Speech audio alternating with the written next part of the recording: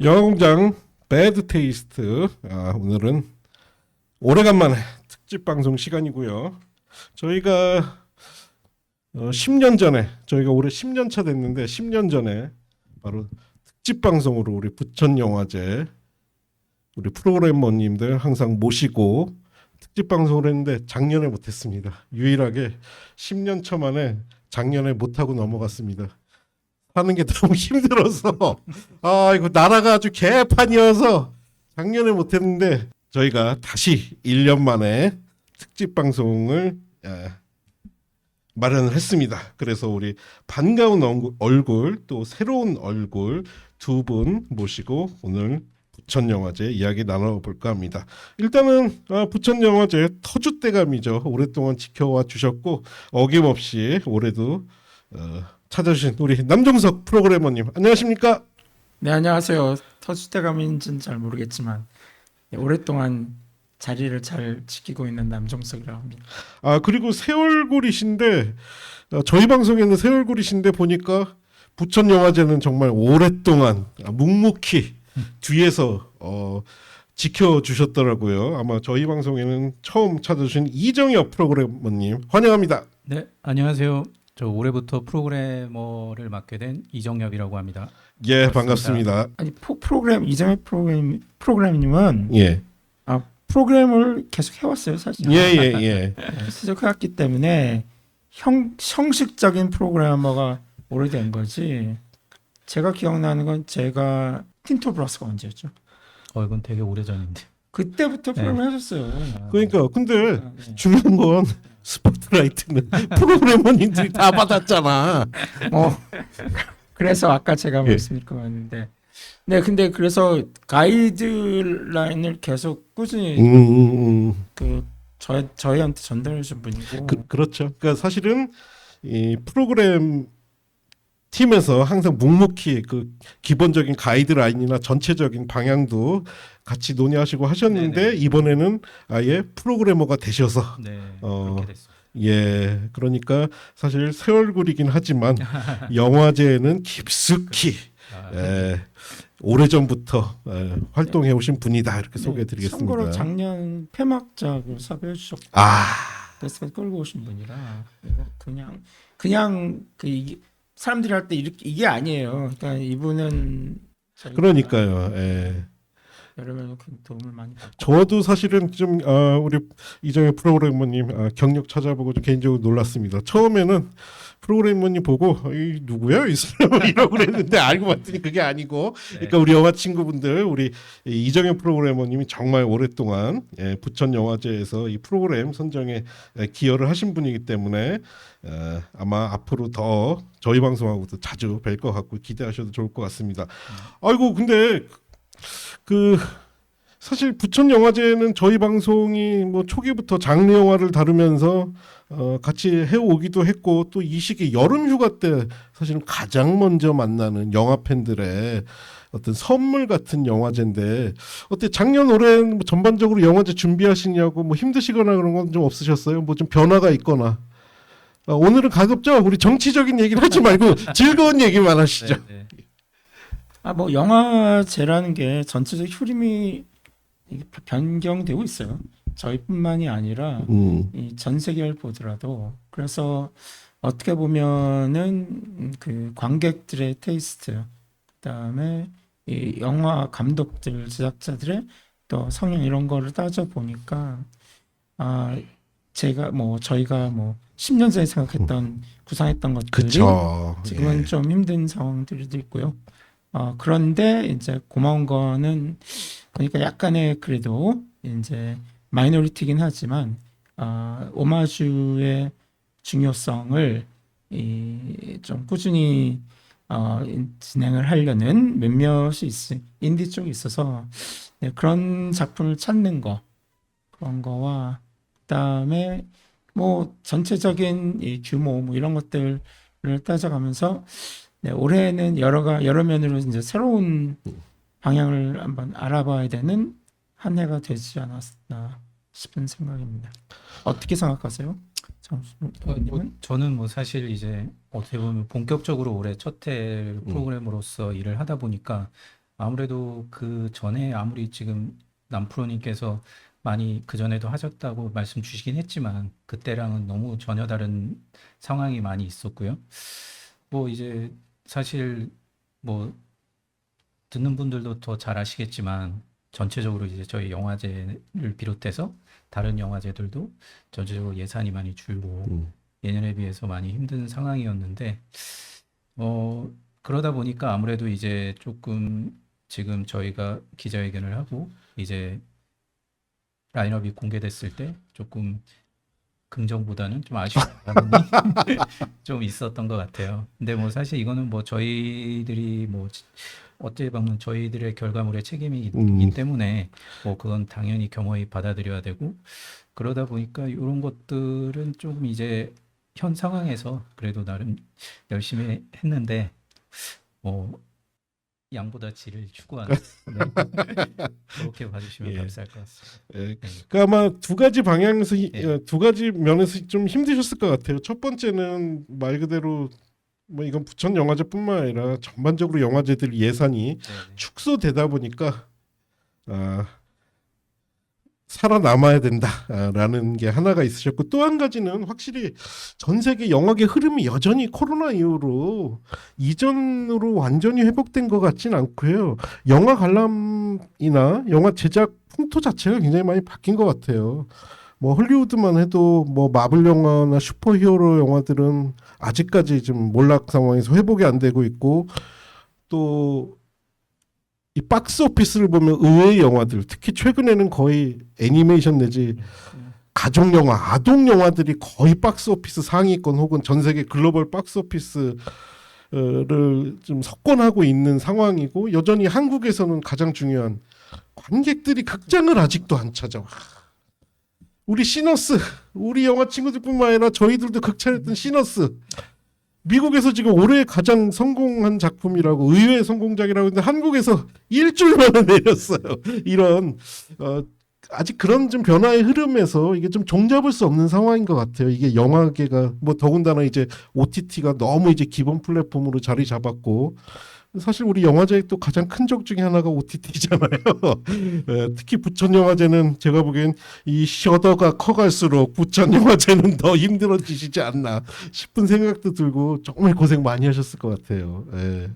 뭐 셔더 같은 경우는 그래서 다행이라고 할 수 있는 거는 걔네가 아직 영어권만밖에 그렇죠. 그걸 예. 못하다 보니까 저희한테 오히려 굉장히 우호적인 협조적인 협조적이기도 관계로. 하고, 그래서 큰 문제는 없는데 이 영화를 보는 그 이제 방법 이런 거에 대해서 사실 아시아 지역만 따지더라도 인도네시아랑 베트남 말고는 다 그 영화 극장 수랑 영화를 찾는 영화인들 수는 다 줄고 있어요.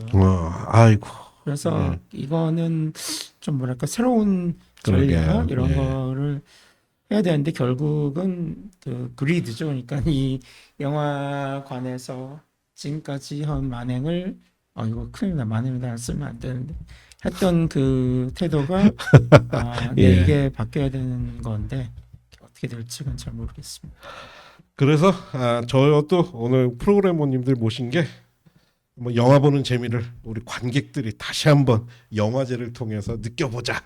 그래서 극장 가는 걸 다시 한번 우리들의 가장 큰 취미로 만들어보자 해서 제가 작년에 못했지만 올해는 다 모셨습니다. 물론 우리 더 많은 프로그래머님들 모시려고 그랬는데 또 저희가 너무 늦게 섭외했어.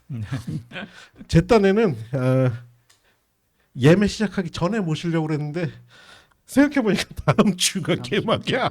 그래서 너무 바쁘셔서 아쉽게 몇몇 프로그래머님들 못 오셨지만 우리 또 알짜 두 분 모셨기 때문에 오늘 재미난 이야기들 그리고 추천작들 소개해 주실 것 같습니다. 그럼 하여튼 이제 지금부터 달려볼까요? 예. 그래서 뭐 오래간만에 저희가 한번 영화제 섹션들이 어떻게 바뀌었나도 한번 알아보고 그 섹션에서 두 분이 추천해 주실 수 있는 작품들 뭐 오늘 다른 프로그래머님들 여기 못 오신 분들은 아무리 좋은 영화 있어도 소개할 기회 없는 거지 뭐 어쩌겠어. 뭐 그래서 한번 올해 사실 영화제 뭐 누가 뭐래도 가장 큰 화제작 심지어 꽃이라 부를 수 있는 게 개폐막작이잖아요. 올해는 개막작은 어떤 작품인가요? 네, 올해 개막작을 저희가 영화제에서 이제 추구하는 이제 뉴미디어 관련도 있고 해가지고 저희가 이 AI를 다루는 작품을 마련했습니다. AI 영화요? 이게 좀 특이한 거가요. 이 AI가 쓴 시나리오를 가지고 만들어진 작품이에요. 근데 그러면서 이 만들어지면서 또 AI의 제너레이티브 AI의 뭐 캐릭터 메이킹이라든지 그런 거가 은근히 조금 안에 조금씩 박혀 있어요. 그래서 사람들이 볼 때 이게 진짜 다큐멘터리인가? 아니면 이게 하나의 픽션의 미스터리 스릴러물인가? 그렇게 좀 볼 수 있는 작품이고요. 작품은 이제 한국 제목은 글을 찾아서 글을 찾아서 네, About a Hero라는 예. 그 작품이고 이 피오트르 비니치에치 감독이라고 작년에 저희 AI 그 컨퍼런스 참여하셨던 분이에요. 네, 이분이 살짝 이 티저를 보냈었어요. 그러니까 완성도 아니라 거의 작업 중이었던 한 5분 클립을 보여준 적이 있어요. 1분 30초를 보여준 적이 있었는데 이제 그거가 완성이 돼서 저희가 영화제에 가져오게 됐습니다. 기본적으로 아시겠지만은 이 베르너 헤어조그 감독님 말씀하신 이 컴퓨터는 4천여 년 동안 나 같은 영화를 만들 수가 없을 거다라고 이렇게 얘기하셨는데 이 결국은 이제 영화가 만들어진 거죠. 이거를 바탕으로 그분의 목소리, 그분의 이미지를 가지고 AI가 하나 스토리라인을 만들어낸 작품이라 굉장히 처음 봤을 때 저는 뭔가 뭘 기대해야 될지 몰랐는데 영화 끝나고 나서 이거가 굉장히 뭐라 그럴까 사람의 상상력을 만들어가면서 동시에 또 뭐를 얘기하냐면 AI를 만들었다 해서 꼭 AI가 좋다 이런 건 아니에요. AI의 가능성, AI의 문제성을 다 다루는 영화라 어떻게 보면 사람들이 이걸 보고 나서 굉장히 깊이 이제 이 제너레이티브 AI가 무엇인가라는 생각을 하게 하는 작품이라고 생각합니다. 다시 한번 요약해서 말씀드리자면 베르너 헤어조그 감독이 야 4,000년이 지나도 AI로는 나보다 더 영화를 못 만들어 이랬더니 요 감독님이 그래? 내가 한번 만들어보지 뭐 이러고 AI 기반의 영화를 만들었다는 거잖아요 지금. 그렇죠. 그러니까 그 베르너 감독의 언급하신 것들을 바탕으로 AI 시나리오를 쓴 거고요. AI가 한마디로 그리고 캐릭터라이제이션이라든지 이미지 그다음에 목소리 같은 거를 이 AI가 결국은 딥페이크라도 관련이 될 수밖에 없는 건데 근데 그거를 사용을 하면서 사람들이 과연 미래의 다큐멘터리를 보고 그다음에 이 서스펜스 스릴러가 어떻게 진행되는가 그리고 어떻게 이거를 캐테고라이즈를 할 수 있는가 이런 거를 생각하게 만드는 작품이에요. 그냥 이거 써서 이렇게 뭐 이렇게 할 수 있다는 게 아니라 이거의 가능성 부정적인 거를 한꺼번에 보여주는. 이게 제가 보니까 베르너 헤어조그 감독님은 본인이 다큐멘터리 감독이기도 하지만 이 의도치 않게 그 잘난 체하다가 다큐멘터리 발전에 크게 기여를 하시는 게 예전에 그 있잖아요. 그 유명한 왜 대학교에서 자기 강의하던 제자한테 야, 네가 영화 찍으면 내가 구두를 먹는다 이랬더니 그 제자가 그래? 내가 한번 영화 만들지 해서 그 다큐를 완성시켰던 그게 바로 그 다큐멘터리계 거장 에럴 모리스잖아요. 그래서 실제로 여러분 유튜브 찾아보시면 베르너 헤어조그 구두를 먹다라는 실제 에럴 모리스와의 그 약속을 지켰던 그런 클립이 남아 있는데 이번에도 헤어조그 감독님이 의도치 않게 AI 발전에 특히 다큐멘터리 관련해서 크게 기여를 하셨네요. 역시 부천영화제 컨셉에 맞는 개막장인 것 같고 제가 이걸 보고 이번에 재밌는 거 발견한 게 우리끼리니까 다른 영화제 욕 좀 하자고요. 원래 대한 영화, 디지털 영화 모터를 만들고 처음 시작했던 게 그 십수년 전에 전주 영화제 아니겠습니까? 근데 지금 전주 영화제는 그 기능이 좀 사라졌고 부천 영화제가 그 기능을 핵심적으로 지금 수행하고 계세요. 부천 영화제 자랑스럽습니다. 저희는 장르에 충실한 것도 확실합니다. 전주는 네 그들도 노력하고 있을 것 같습니다. 그러니까 예, 하여튼 전주 영화제는 부산 영화제랑 잘 하시고요. 하여튼 개막작은 글을 찾아서라는 그 AI의 앞으로 가능성, AI가 어떤 영화를 만드는데 어떤 기능을 할 것인가 이런 것들을 담은 작품이라고 하니까 굉장히 의미도 있는 것 같아요. 네. 특히 또 장편으로서의 가능성을 보여주는 장편, 거죠. 더군다나 장편. 네, 예. 그래서 그 건에 대해서는 물론 이제 저희가 충분히 그 디스커션이 있을 것 같아요. 예, 이거 예. 근데 개인적으로는 이 발달의 가능성을 확실하게 보여주는 작품입니다. 몇 년 후쯤에는 내년이요, 내년. 아니 몇 년 후쯤에는 네. AI야 올해 부천 영화제 프로그램 좀 선정해봐. 이렇게 되면 어떻게 하지? 그거는 저희 내후년에 없어요. 아 그래요? 지금 제 생각에는 라이너 노트 같은 거 쓰는 것도 창피한 말이지만 도움을 좀 제가 받으시나요? 쓴 거라 네. 아니요 도움을 예, 뻔할 뻔이기 때문에 하지만 그렇죠. 그게 쓴 거와 제가 쓴 걸 비교하면은 얘는 키워드를 뭐지 질리언 키워드를 받으면서 한 개 완성도가 엄청나게 높아요. 그럴 때 이게 예, 우리 프로그래머님도 개인적으로는 오래 뵀으면 좋겠는데 예, 모르겠네요. 그리고 폐막작은 어떤 작품이죠? 네, 저희 폐막작은 한재희 감독의 단골식당이란 작품인데요. 몇 해 전부터 폐막작 부천 영화제 이제 폐막작은 한국 영화로 거의 굳어졌죠?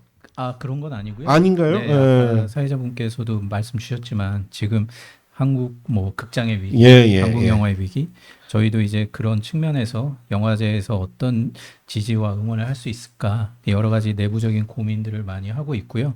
그러다 보니까 그런 측면에서 저희 비판 플러스도 만들고 거기서 이제 AI를 통한 아카데미도 지금 올해 처음 시작하고 됐고, 그러다 보니까 이제 저희 프로그램 쪽에서는 그럼 어떻게 하면 그렇게 조금 어필이 될 수 있을까를 고민했을 때 뭔가 이제 좀 스포트라이트를 받을 수 있는 부분에서 한국 영화를 선정하면 좋을 것 같다 싶어서 폐막작은 한국 영화를 우선적으로 좀 고려를 했고요. 이게 저희가 24회 때 한국 영화 개막작이 그 여고괴담 예. 최신작이었어요. 예. 그거 이후로 5년 만에 이제 아 저희가 그런가요? 한국 영화를 이렇게 폐막작으로 선정하는 거라서 이 영화 자체는 신호과 이제 노트 보시면 아시겠지만 모든 가족들이 볼 수 있고 이제 가족애라든지 그 다음에 서로 이제 이웃 간의 이제 화합이라든지 이런 것들. 그러니까 뭔가 이제 근데 또 그렇다고 해서 저희 영화제랑 안 맞는 거 아닌가. 그러니까 부천 영화제 가족의 이런 키워드. 예. 근데 이제 또 거기서 일어나는 사건들이나 이런 것들이 이제 코지 미스터리 형식으로 맞아요. 이제 뭔가 이제 조금 이제 어떤 좀 중요한 사건을 그렇게 장르성 있게 풀어가는 면도 있고, 사실 저희가 여러 가지 이제 폐막작을 상영하면서 여러 가지 피드백을 많이 받습니다. 저희 장르성이 너무 또 강한 작품을 하게 되면 너무 보기 힘들다든지. 그리고 또 반대의 경우에는 또 이게 이게 장르 영화제인데 이게 맞냐? 그렇죠. 이런 그 고민이 있어서. 있으시겠네요. 네, 그런 측면들을 고려했을 때는 이 작품은 이제 전체 관람과 모든 관객층들이 볼 수 있으면서 그런 장르적인 재미도 느낄 수 있고, 네. 그리고 한재희 감독 같은 경우는 이제 세 번째 작품이고 이제 어떻게 보면 이제 기존의 감독이 만든 작품하고는 좀 색깔이 다른 영화가 됐고, 또 다른 포인트 하나는 이제 마동석 우리 대표가 이제 기획하고 제작한 영화. 그래요? 또 하나의 이제 매력 포인트가 돼서 여러 가지 측면에서 폐막작으로 선정하게 됐습니다.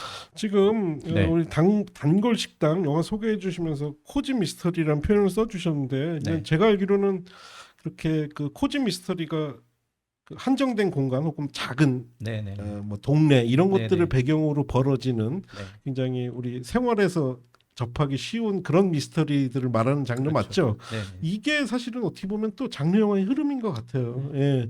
한국에서도 이런 류의 영화들이 많이 벌어지고 있고 막 예전 같은 미스테리 뭐 하면 살인다 막 이런 것도 있고 막 큰 범죄 조직 이런 게 아니라 사소하게 우리 생활에서 우리 주변에서 볼 수 있는 그런 장르들 요즘 문학도 그렇고 영화도 이런 쪽으로는 많이 소재 개발이 되고 있어서 또 우리 또 마동석 대표가 만들었다고 하니까 굉장히 또 호기심이 가는 작품이고 많이들 봐주셨으면 좋겠네요. 프로그램은 저는 안 볼 거예요. 저는 뭐 부천 네네네. 영화제면 좀 이렇게 좀 사진 좀 찍고 이런 네네네. 거 좀 폐막작 해야지 싶은 아쉬움이 있으나 농담입니다. 네네. 아니, 예. 뭐 저희도 이제 여러 측면에서 고민을 많이 하고 있습니다. 예, 이렇게 우리 개막작은 글을 찾아서 폐막작은 단골 식당. 아니 항상 개막작과 폐막작은 물론 기본적으로 작품이 좋기도 해야 되지만 영화제 전반에 컨셉이라든가 뭔가 상징성을 부여하시는 작업이 아마 더 필요하기 때문에 이렇게 선정하신 것 같아요. 개막작, 폐막작은 먼저 예매가 시작되죠? 네, 저 내일 내일인가요? 네, 내일 예매 시작됩니다. 그렇게 말씀하시면 제가 이거를 편집을 오늘 맞춰서 해야 되니까 화요일 날 대폐막작 예매가 시작된다고 네네. 합니다. 예. 아마 제 예상에는 이 방송이 나갈 때쯤에는 이미 매진됐을 수도 있겠네요. 예. 그리고 이제부터 한번 섹션별로 한번 달려보도록 하겠습니다. 누가 뭐래도 우리 부천은 경쟁 비경쟁 부분을 다 가지고 있는 정말 장르 영화제 중에서도 아주 핵심적인 프로그램들이 많은데 바로 장편 경쟁 부분이 부천 초이스죠. 네, 부천 초이스가 이 장편, 단편 그리고 AI 그렇군요. 단편까지 예. 이렇게 세 가지로 될 수 있고요. 이전에 AI 단편까지도 경쟁 부분이 있나요? 작년부터 시작했습니다. 그랬군요. 근데 이제 규모나 이게 스케일 같은 걸 따지면은 이제 사람들 그 관객들이 찾는 부분 대부분이 저희 그 아까 하셨던 부천 초이스고요. 올해의 부천 초이스 장편들은 진짜 특이하고면서도 이 뭐랄까 저희가 가지고 있는 색깔 하드코어 스릴러라든지 이 호러물, 뭐 코미디 호러 뭐 등등을 이제 포함하고 있는 8편의 작품을 제가 선정을 했습니다. 예. 어떤 작품 추천작들 한번 여기서 소개를 해주시면 어떨까요? 이 중에서도. 네, 그 작품들이 이제 아시아권 그다음에 이제 서양권, 그러니까 동양권, 서양권 나눠져 있는데요. 뭐 제가 먼저 할까요? 뭐 어떻게 할까요? 동양권 먼저. 제가 먼저 할까요? 예. 네네네. 저희 뭐 아시아 쪽은 사실 뭐 여러 가지 측면을 많이 고민을 했는데 우선은 이제 저희 영화제에서 처음 공개되는 거를 먼저 우선시를 했습니다. 예. 그래서 이제 제가 추천하고 싶은 작품은 시모츠 유타 감독의 뉴그룹이라는 작품이고요. 예. 이 시모츠 유타 감독님은 2년 전에 저희 영화제 이제 데뷔작인 모두의 행복을 위해 그 당시 저희 한글 제목이었는데 그 작품으로 이제 MIFF 아시아 영화상을 수상했어요. 그리고 이게 두 번째 작품입니다. 사실 이 감독님의 작품의 특징은 이제 사실 그 데뷔작도 이제 그 호러 컨테스트 거기서 대상을 받은 작품이에요. 일본에 있는 호러 영화상. 예. 그 주온을 만드신 시미즈 다카시 감독님이 예. 이제 개최하는 그 호러 컨테스트가 있는데 시미즈 다카시 감독님 예. 그런 것도 하시는군요. 네네. 예. 거기서 이제 대상을 수상한 작품으로 데뷔를 했고, 근데 이 감독님의 특징은 뭐 2년 전에 작품을 보신 분은 아시겠지만 되게 감독 특유의 감각으로 호러를 만들어요. 그러니까 뭔가 이제 일상에서 흔히 볼 수 있는 설정이나 상황으로 되게 조금 기괴하고 조금 찝찝하고 뭐 이런 느낌의 호러를 잘 만드는 감독인데 그 스틸 사진만 봐도 아주 기괴하네요. 네네. 예.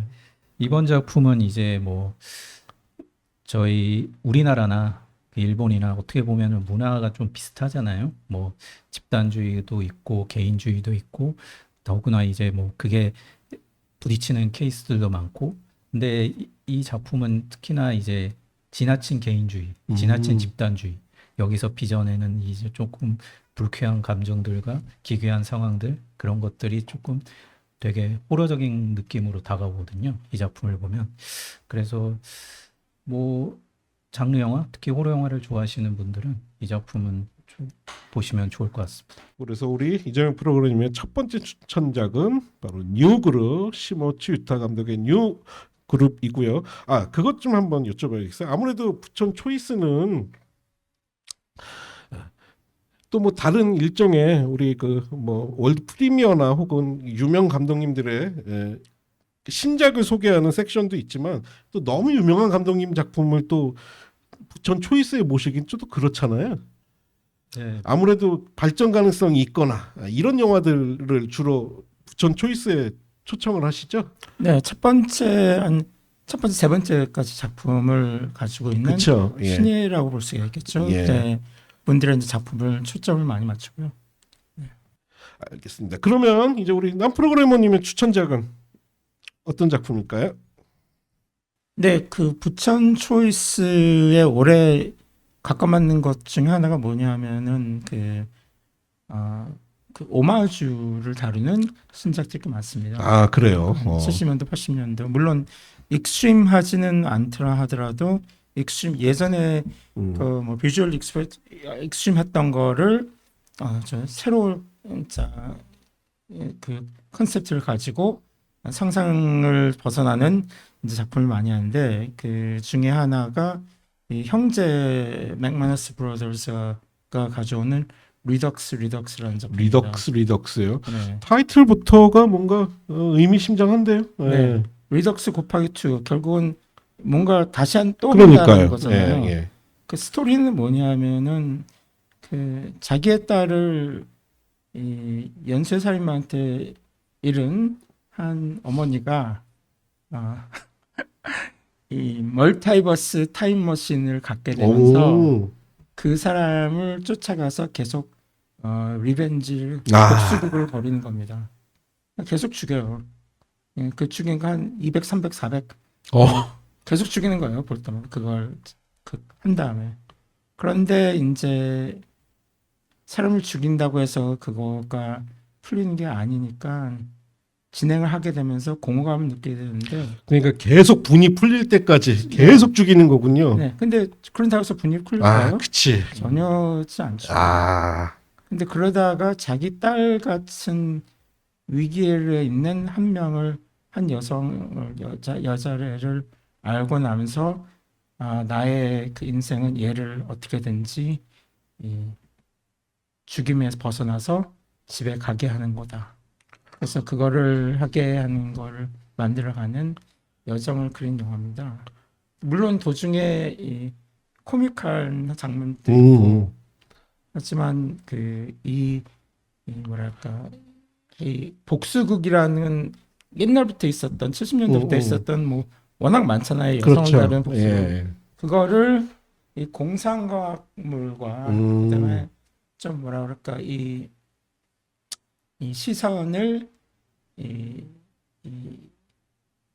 뭐 그 당한 사람이 아니라 사실 어머님의 약간 뭐라 그럴까 이 그 모정의 앵글로 그린 그러게요. 그거 작품이라서 굉장히 특이하고 신선한 느낌을 받을 수 있는 작품이어서 저희가 리덕스를 선정했고요. 아니 의도가 느껴지는 게 최근에 보면 왜 타임슬립물이나 이렇게 보면 시간을 다루면서 끊임없이 연쇄살인마에게 당하는 사람들의 영화는 우리 메인스트림에서도 많이 이제 개봉이 됐었잖아요. 근데 당한 사람의 가족이 그것을 반복적으로 계속 복수를 한다는 건 굉장히 신선하네요. 이 복수하는 방법들이 다 달라요. 그러니까 어떤 게 이제 코믹한 앵글도 있을 수가 있고 그렇긴 한데, 그러니까 중요한 거는 뭐랄까 가지고 있는 이런 뚜렷한 장르 요소를 이제 새로운 엘리멘트, 새로운 것들을 더하면서 신선하게 끌어갈 수 있었다는 거가 중요한 것 같고요. 이분들도 이게 제가 알기로는 세 번째 작품인데, 네, 굉장히 장편으로, 네, 굉장히 좀 저희들이 선정할 때 굉장히 네, 좋은 걸 느꼈던 작품이었습니다. 그리고 제가 부천 영화제 역사상 가장 좋아하는 영화가 그때 타임 크라임이거든요. 그 영화 진짜 저는 시간 여행을 다룬 영화 중에서도 최고 걸작은 아니지만 정말 재밌는 영화다라는 생각을 항상 해왔는데 그런 아주 재미난 영화 같습니다. 또 우리 이 프로그래머님 또 추천작. 그리고 한 가지 이 두 분이 추천하셨다고 그래서 꼭 뭐 그 경쟁에서 상 받으시는 보장은 없습니다. 네. 예. 저희 이번에 못 오신 분을 예. 위해서 그 제가 비영어권 예. 건 하나랑 한 개를 추천을 드릴게요. 그 모든 사람들이 신데렐라 술은 잘 알잖아요. 예. 근데 이제 그 중에서 이 뭐라 그럴까, 이 어글리 시스터라는 한국 제목으로 어글리 시스터. 어글리 시스터요. 네, 예. 있는데 그 신데렐라 보면은 그 뭐야, 스텝 시스터들이 어떻게든지 그 왕자의 그걸 받으려고 뭐 예. 발가락을 자르고 뭐 이렇게 그걸 그렇죠. 하잖아요. 예. 그러니까 이것도 이 하나의 뭐랄까, 그렇게 인정을 받기 위해서 그 여성으로서 아름다움이 뭔가라는 거를 그들이 이제 겪어야 되는 상황을 네, 약간 그렇게 좀 뭐랄까 휴머러스라기보다는 아주 그로테스크한 바디 호러스를 만든 영화예요.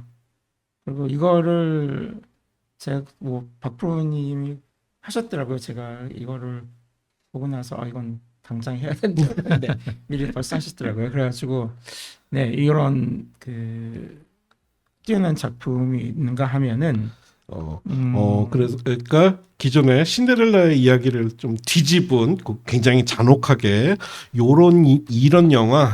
네. 근데 그것도 예. 특이한 거가 이게 여성 감독이 만든, 그러니까 그 말씀 드리려고 했습니다. 여성 감독이면 또 그분의 데뷔작이에요. 그러니까 이런 거 네. 남자 감독이 만들면 좀 위험해. 아무리 메시지가 좋아도 위험해. 근데 이건 또 여성 감독님이 만드셨으니까 우리가 용납 가능하다. 예. 그래서 근데 이 바디 호러 앵글을 또 따르는 작품이 아, 하나가 또 있는데 예. 사실 올해 이제 저희 특별 섹션에도 바디 호러 그냥 바디 호러가 있더라고요. 예. 근데 그 바디 호러 작품이 굉장히 많아요. 그게 하나의 추세일 수도 있어요. 바디 호러 서브스탄스 서브스탄스도 그렇고 사실 네. 그 흐름은 뭐 저보다 훨씬 잘 아시겠지만 몇 해 전부터 조금씩 보이긴 시작했거든요. 그렇죠. 특히 이제 크로넨버그 형님이 네, 이제는 뭐 아들 딸도 네. 영화 만들고 이러면서 근데 이제 올해는 그게 완전히 이제 꼽힌 느낌이에요. 네네. 그래가지고 그 처음에 그 네온 회사에서 이거를 바디 호러라고 제가 지금 언급하려는 작품을 원하지 않았어요. 그런데 워낙 그 상황이 벌어지는 이거가 결국에는 이거의 이 상황 벌어지는 상황이 물론 이제 이거는 코믹 호러이기도 하지만은 이 둘의 이 애정 때문에 결국 이들은 합쳐질 수밖에 없다라는 전제로 벌어진 작품이에요. 그래서 제목도 투게더입니다. 투게더. 네. 이거가 이제 마이클 쉔크 감독의 이제 데뷔작인데 이거의 특이한 점은 뭐냐면은 미국에서는 은근히 잘 알려진 이 커플이에요. 그 앨리슨 브리랑 데이브 프랑코. 그렇죠. 근데 제임스 프랑코 동생. 네네 맞습니다. 그 둘이 직접 제작을 했고 제작까지 했구나. 그다음에 주연으로 출연해요. 예. 그러니까 그 실 커플에서 나오는 이런 뭐라 그럴까 여러 면의 그 이미지들 그게 뭐 긍정적이건 부정적이건 그게 뚜렷하게 보여지면서 이 둘의 결국은 결말이 왜 이렇게 될 수밖에 없는가가 네 사람들이 이거 볼 수 있는 그렇다고 해서 아주 그 뭐라 그럴까 황당하지만 그게 이렇게 부정적인 게 아닌 좀 이게 네 그 코믹 호러물로서 또 새로운 앵글을 제시한 것 같습니다. 뭐냐면 이 그 substance가 되건 뭐 어떻게 보면 마지막에 완전 그로테스크한 걸로 그게 하이라이트가 된다면 이거는 그로텍스보다 좀 큐트한 이미지들이 좀 들어가 있고 예, 예. 이거를 가지고 이제 사람의 이모션을 갖고 좀 갖고 놀긴 하지만 결국은 작품 끝에 봤을 때는 저의 개인적인 생각 긍정적인 이미지를 전달하는 하나의 걸작이라고 생각하고 있습니다. 사실 투게더는 이미 영화 매니아들 사이에 소문 났어요. 소문 났고 수입도 돼 있죠. 네, 이걸 저희가 섭외했을 때는 수입이 안 돼 있었어요. 예. 그랬는데 그 니온 작품이었는데 저희가 그쪽에서 연락이 왔더라고요. 여기 그 하신다고 들었다. 그러면서 처음에는 아주 황당한 그거를 제시를 해왔었는데 어떻게 잘 얘기가 돼서 잘 경쟁적으로 모실 수가 있었습니다. 그러니까 이게 수입돼 있다고 해서 보지 마시라는 게 아니라 일종의 영화제가 코리아 프리미어가 되는 거지 이제 투게더. 그리고 벌써 저희 영화 친구들은 이 영화 굉장히 뭐 관심도 높고 일단 우리 기생충 배급했던 회사죠 니온. 네, 그렇죠. 그러니까 니온이 벌써 했다는 것 자체가 요즘 왜 묻지도 않고 따지지도 않는 A24와 함께 양대 산맥 아니겠습니까? 니온이 배급했다는 것 자체가 꼭 보셔야 될 작품이 아닌가 싶습니다. 예. 그리고 마지막으로 한 게 예. 비영어권뿐만이 아니라 작품이 우선 그 만들어진 그 배경이 예. 그 아주 특이한 볼리비아 사막에서 만들어진 작품이 있어요. 그게 이제 시엘로라는 작품이고 시엘로요. 네, 예. 그리고 하늘나라로 가요. 하늘나라 가요가 이제 한글 제목인데 이거는 그 8살 소녀의 눈에서 보이는 이 천국이 뭔가 그리고 어머니에 대한 사랑이 어떤가라는 걸 보여주는 영화인데 너무나 황당해요. 왜냐하면 8살 애가 생각하는 게 이거다라는 걸 바로 보여주기 때문에 그게 어떻게 보면 이게 호러가 좀 생길 수도 있고 너무나 이게 말이 안 된다는 거 나오는데 그 영화에 나오는 모든 캐릭터들이 하나 그 자기 속에 그 이 소녀 같은 거를 그 소녀를 통해서 알게 되는 거예요. 그래서 보면은 아주 매지컬 리얼리즘을 다루는 저는 걸작이라고 생각하고요. 이거 지금 스틸 사진도 보니까 굉장히 색감부터 영상이 굉장히 아름답습니다. 예. 아름다운데 영화 막상 보면 아니요, 잔인한 부분도 많은가요? 아니요, 그러니까는 아름다워요. 그런데 보통 사람이 생각하는 거와 확실히 좀 다른, 좀 특이한, 예. 아주 황당무계한 걸로 이렇게 이제 뭐랄까 이렇게 구성돼 있는 그런 영화라서 이거를 꼭 볼 때 이거 애들 영화라서 하는데 그거 절대로 그렇지 않습니다. 이거는 Children of the Mind 그런 식으로 가지고 있는 어른들도 충분히 어른들이 더 아마 즐길 수 있는 영화가 아닐까 생각합니다. 제가 우리 남 프로그래머님 뵐 때마다 여러분은 잘 모르시는 건데 우리 남 프로그래머님이 막 너무 이렇게 다정한 말투로 이 영화는 말이죠 이렇게 하시는데 우리 사석에서 만나면 좀 얼마나 잔인한 영화 좋아하는지 몰라요. 뭐 예술 영화 이런 거 얘기하면은 그런 시리어스한 영화 재미없어요. 별로 안 좋아해요. 그러고 하시는데 또 불구하고 이 영화를 추천하셨다는 건 굉장히 좋다는 의미죠. 네, 이거는 그냥 이런 아트하우스라기보다는 아까 말씀드렸잖아요. 매지컬 리얼리즘을 충분히 다루면서 장르 요소 그리고 거기 가지고 있는 이 장르 요소를 가지고 있는 황당무계한 코미컬 시츄에이션 그런 걸 다 아주 굉장히 아주 효율적으로 이렇게 뭐랄까 이걸로 이 주먹밥식으로 만들어낸 작품이라서 이거를 볼 때 우선 이런 영화를 보신 분이 없을 거라고 생각해요. 저는. 이런 배경, 이런 상상을 여기 어떻게 가능했을까 이런 것부터가 저는 굉장히 특이한 작품이라고. 아니 근데 하고 지금 저에 맞는. 그 마술적 리얼리즘 말씀도 해주시고 또 이런 비주얼 이야기도 해주시니까 사실 우리가 그 마술적 리얼리즘이라는 이름을 붙였던 감독 대표적인 감독이 누가 뭐래도 에밀 쿠스트리차였잖아요.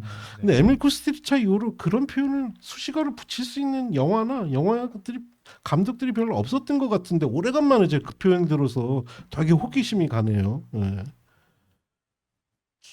아닌가요? 아니요, 네 그렇습니다. 예, 우리 매지컬 리얼리즘으로서는 이거 제도 예. 최근에서 가장 특이하게 보였던 이런 작품이기도 합니다. 예.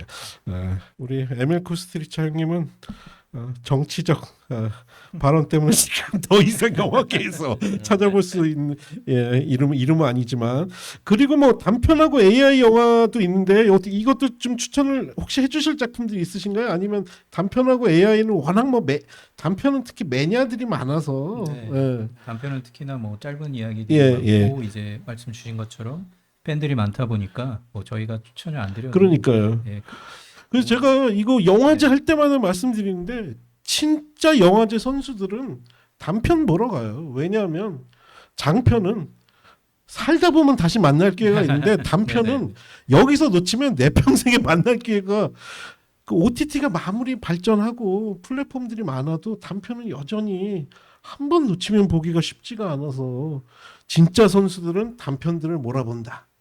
그리고 AI 영화도 이번에는 이제 경쟁 부분이 있었네요. 아니 경쟁 작년부터 작년부터, 시작한 건데 올해 조금 규모를 약간 키웠고요. 음, 올해 특징은 뭐냐면 예전 같았으면은 AI 하면은 거의 애니메이션 그렇죠. 이런 예, 예. 컨셉이었다면은 지금은 이제 물론 이제 그 테크놀로지가 발전해서 그런 거지만 트레이싱도 나오고 예. 그래서 이게 실사 영화의 가능성을 오, 충분히 보여줄 수 있는 작품들이 꽤 많아요. 그렇네요. 이거를 보면서 제가 두 편밖에 못 봤지만 그 두 편을 봤을 때, 두 편을 봤을 때 느꼈던 거는 이 실사의 가능성이 저는 진짜 내후년이면은 장편이 꾸준히 나올 수가 있는 이런 게 됐습니다. 이 테크놀로지, 이 툴, 이 프로그램들이 의 가능성이 작년에 비해서 이건 완전히 10배, 100배가 아니에요. 키워드 같은 거 작년에서 뭐 거의 뭐 10,000 뭐 이런 식 타임스 이렇게 더 있다 보니까는 이거가 구성해 놓는 스토리텔링이 이거는 네. 그러고 보니까 사실 뭐 두 분 저보다 훨씬 잘하시겠지만 지금 전 세계 문학, 뭐 미술 이런 공모전, 뭐 페스티벌 이런 데 난리가 났잖아요. 이거 AI 때문에 네. 대상 주고 났더니 AI가 만든 거네 뭐 이러고 난리 났는데 오히려 영화 쪽은 특히 부천 영화제는 이것을 한번 더 수면 위로 끌어올리는 그런 긍정적인 역할이 있네요. 네, 이거가 중요한 거는 AI는 언제든지 이건 툴이라는 거예요. 예, 그렇죠. 이거는 예. 그리고 이 크리에이터들 감독한테 긍정적으로 쓰여줄 수 있는 거라 보니까 저희가 뭐 예를 들면 비판 플러스를 통해서 하는 프로그램다 이게 뭐냐면 이 크리에이터들이 어떻게 자기가 가지고 있는 이 가능성을 최고로 할 수 있을까?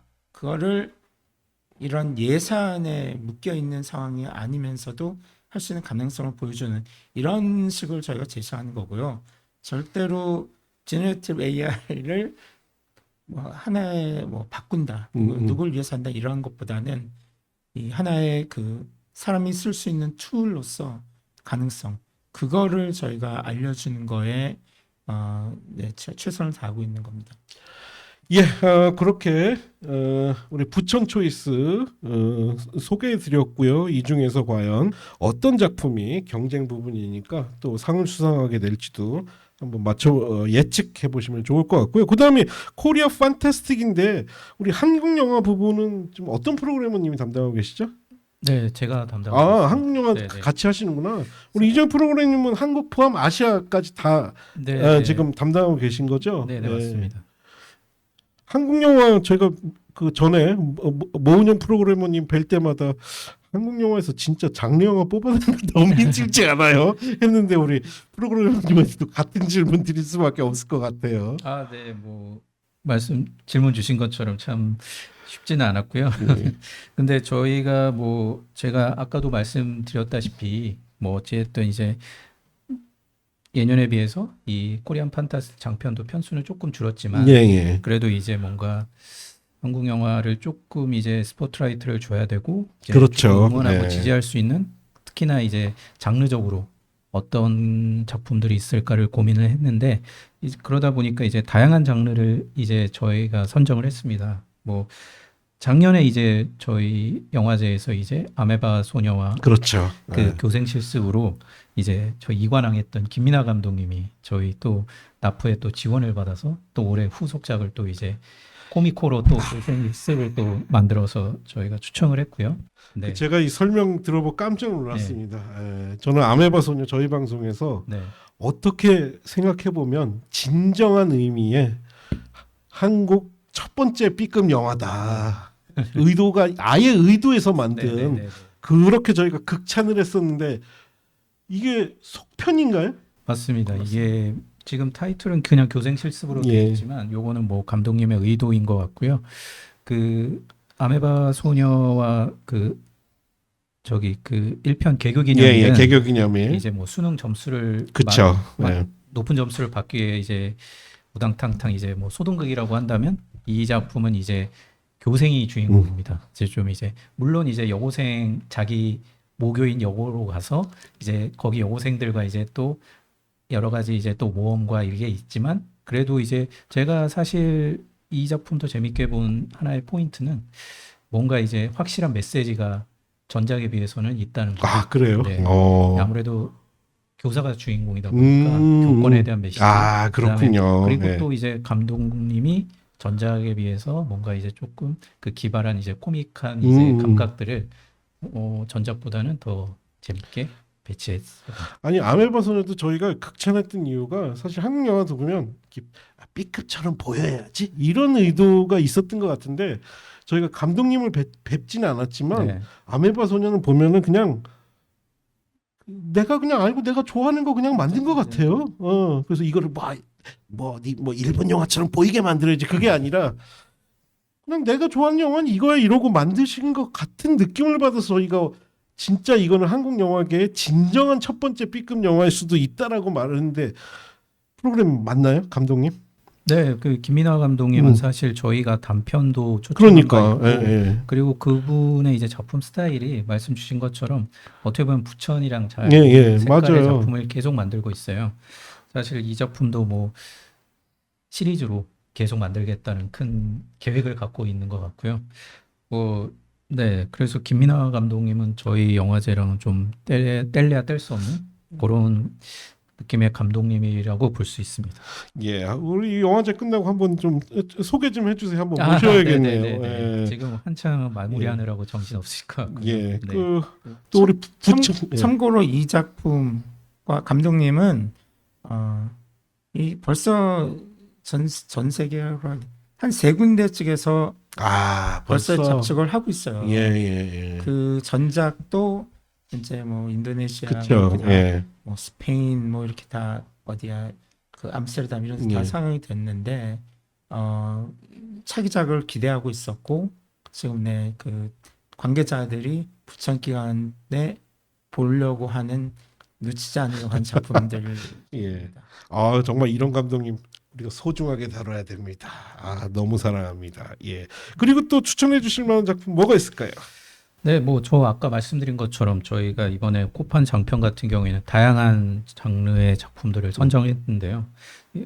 저기 올해 깐 저희 판타스틱 세븐 저희 선정작인 시스터 후드 요거는 이제 어떻게 보면 되게 스릴러 가족에서 벌어지는 가족 간에 벌어지는 스릴러 작품이고요.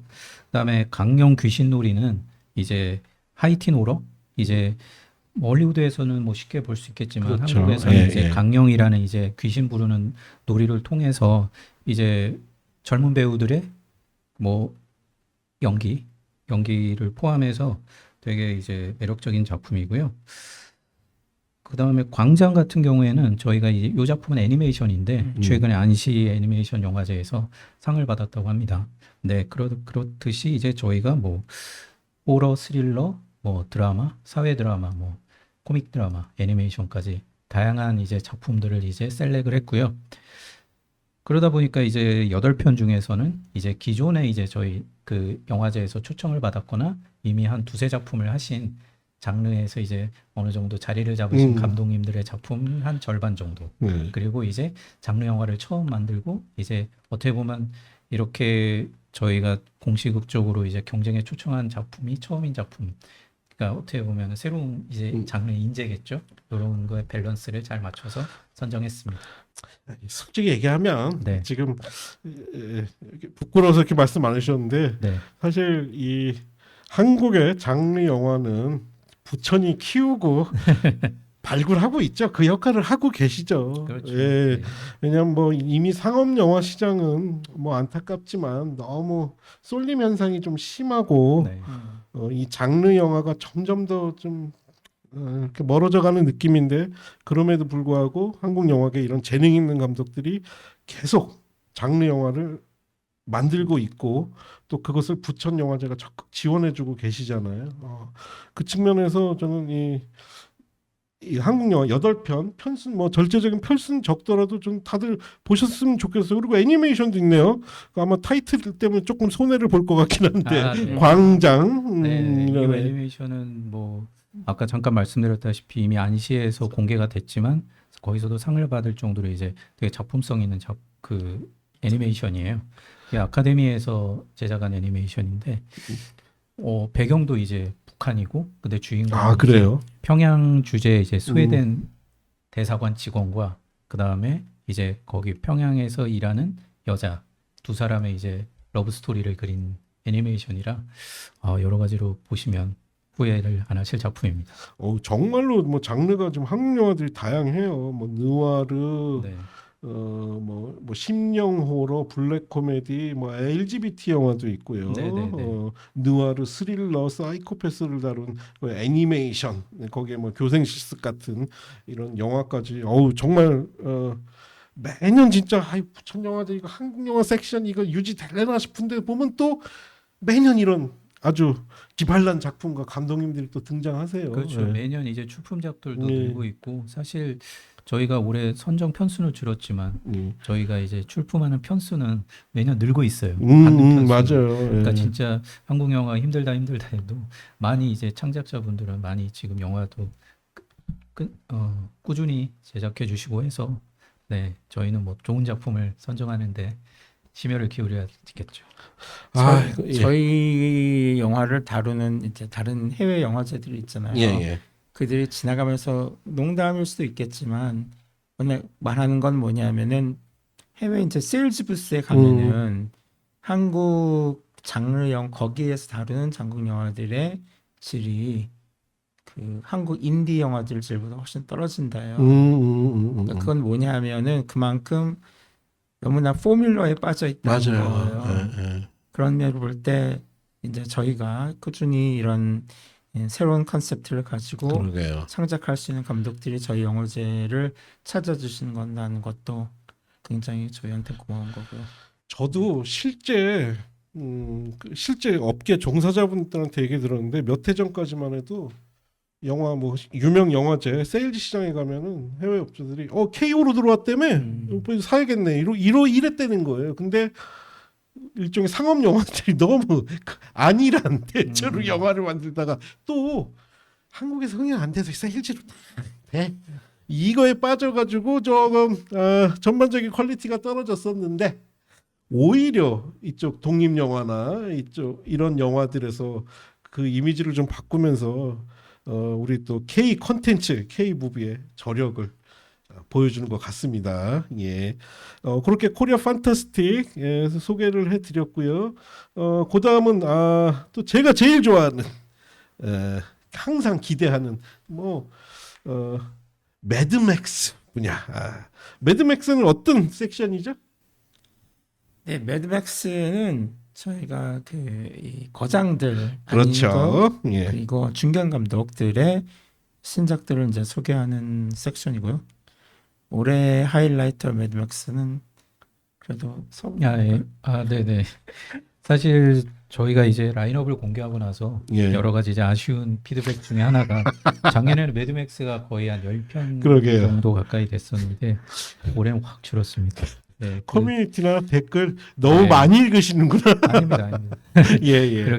그런데 이제 그 중에 이제 4편 중에 사실 아시아 작품은 한 작품이고요. 예. 근데 이제 너무나 유명한 이제 서극 서극 감독님의 감독님. 사조영웅전 협지대자 뭐 제 나이를 포함해서 뭐 많은 분들이 이제 학창 시절에 이제 김용 작가님의 이 그렇죠. 유명한 이제 그 사조영웅전, 신조협력, 의천도룡기 이 시리즈를 많이 읽으셨을 텐데 이 작품은 이제 사조영웅전의 일부분을 이제 서극 감독님이 지금 뭐 중국에서 가장 유명하다는 샤오잔이라는 배우와 함께 되게 무협이지만 어마어마한 이제 블록버스터 액션으로 만든 작품입니다. 이미 뭐 중국에서 이제 올해 설 명절에 개봉을 해가지고 크게 흥행을 했고요. 사실 뭐 이 작품에 공개됐을 때 배우 팬분들이 많은 반응을 주셨는데 저희도 이제 내부적으로는 이제 게스트를 모시려고 노력했지만 네 아쉽게도 이제 올해는 영화만 이제 이 부천 영화제 이 꽃미남 배우 이 초청하는 이 문화. 네. 아니 네. 최근에 저도 이제 한동안 안 보다가 중국 최근에 이제 무협 영화들을 조금 찾아보기 시작했는데 사실 너무 특수 효과를 동원한 그 판타지 무협 쪽으로만 편향돼 있던 것도 사실이거든요. 네, 근데 네, 네. 오히려 서극 감독님은 그거하고는 조금 다르게 저는 진짜 대작을 만드신 게 아닌가 싶은 생각이 좀 들거든요. 그런가요? 어떤가요? 사실 저도 영화를 봤을 때 아무래도 이제 무협을 현대적으로 음. 풀다 보니까 말씀 주신 것처럼 이제 뭔가 CG의 도움을 받는 부분도 좀 있어요. 예. 근데 뭐 근데 이제 그거를 너무 이제 일반적인 CG로 도배된 작품이라고 그러니까. 할 수 없고 그럴 이제 것 같아요, 왠지. 그 감독님의 이제 색깔이 잘 보이는 맞아요. 그리고 네. 더군다나 이제 예전에 서극 감독님의 한창 전성기 때 작품들의 이제 그런 거기서 나오는 매력들이 저는 이 작품에서도 많이 느꼈거든요. 물론 뭐 원작에 대한 기대감도 있었지만 감독님이 이 원작을 진짜 새롭게 만들었어요. 원작에서 뭐 좀 덜어낼 건 덜어내고 사실 이 사조영웅전을 읽으신 분은 과연 이 사조영웅전을 2시간 그래도 한 30분인데 2시간 30분 안에 어떻게 녹여낼까? 근데 한 부분을 떼어와서 뭐 새로운 이야기도 넣고 어떤 부분은 덜어내고 근데 그 2시간 30분짜리 영화를 보면서도 사조영웅전이 뭔지도 모르고 김용 작가님이 누군지도 모르는 이런 새로운 관객들도 재밌게 볼 수 있도록 그 하나의 영화로 잘 만드신 것 같습니다. 예, 우리 서극 감독님이 정말 오래간만에 한번 제대로 보여주시려고 준비한 작품이 아닐까 싶어서 저도 뭐 오랜 홍콩 영화의 중국 영화의 팬으로서 꼭 보고 싶네요. 그리고 키워드 보니까 뭐 사조영웅전이 뭐 그렇지만 미남 미녀가 키워드로 들어가 있네요. 배우들 보는 재미도 네네네. 있을 것 같습니다. 혹시 뭐 매드맥스 또 섹션에서 우리 남 프로그래머님은 추천해 주실 만한 작품 하나만 해주시죠. 네, 우선 저희 영화제를 많이 찾는 티무니키라는 감독이 있습니다. 그 핀란드 감독인데, 네, 그분의 신작인 금쪽 같은 네사티라고, 예. 네, 좀 뭐라 그럴까, 이것들, 네, 그 역시 그 가족 뭐 이를 다루는 버디 무비라고 할 수 있는데요. 그 코미디지만 시네마스코프로 촬영을 했습니다. 그래서 이걸 보면은 좀 뭔가 꾸준히 이분이 추구하는 자기만의 색깔, 이 뭐랄까 좀 버디 코미디면서 그래도 이 황당무계한 이 장르 요소를 꼭 가지고 있는 감독이라, 네, 이것도 네, 저희가 추천한 작품 중에 하나입니다. 예, 아주 뭐 장명 센스도 돋보이고 이건 뭐 의도적으로 이렇게 장명을 번역을 하신 거겠죠. 예, 해서 뭐 편승 적긴 하지만 뭐 매드맥스야 아주 고민된 장르 영화의 거장들의 신작을 모시는 거기 때문에 사실 매드맥스 섹션은 어떤 영화를 선택하셔도 후회하실 일은 없을 것 같아요. 예. 그래서 매드맥스 섹션도 많이 좀 봐주시면 좋을 것 같고요. 그리고 이제 드디어 또 제가 좋아하는 아드레날린 라이드, 한마디로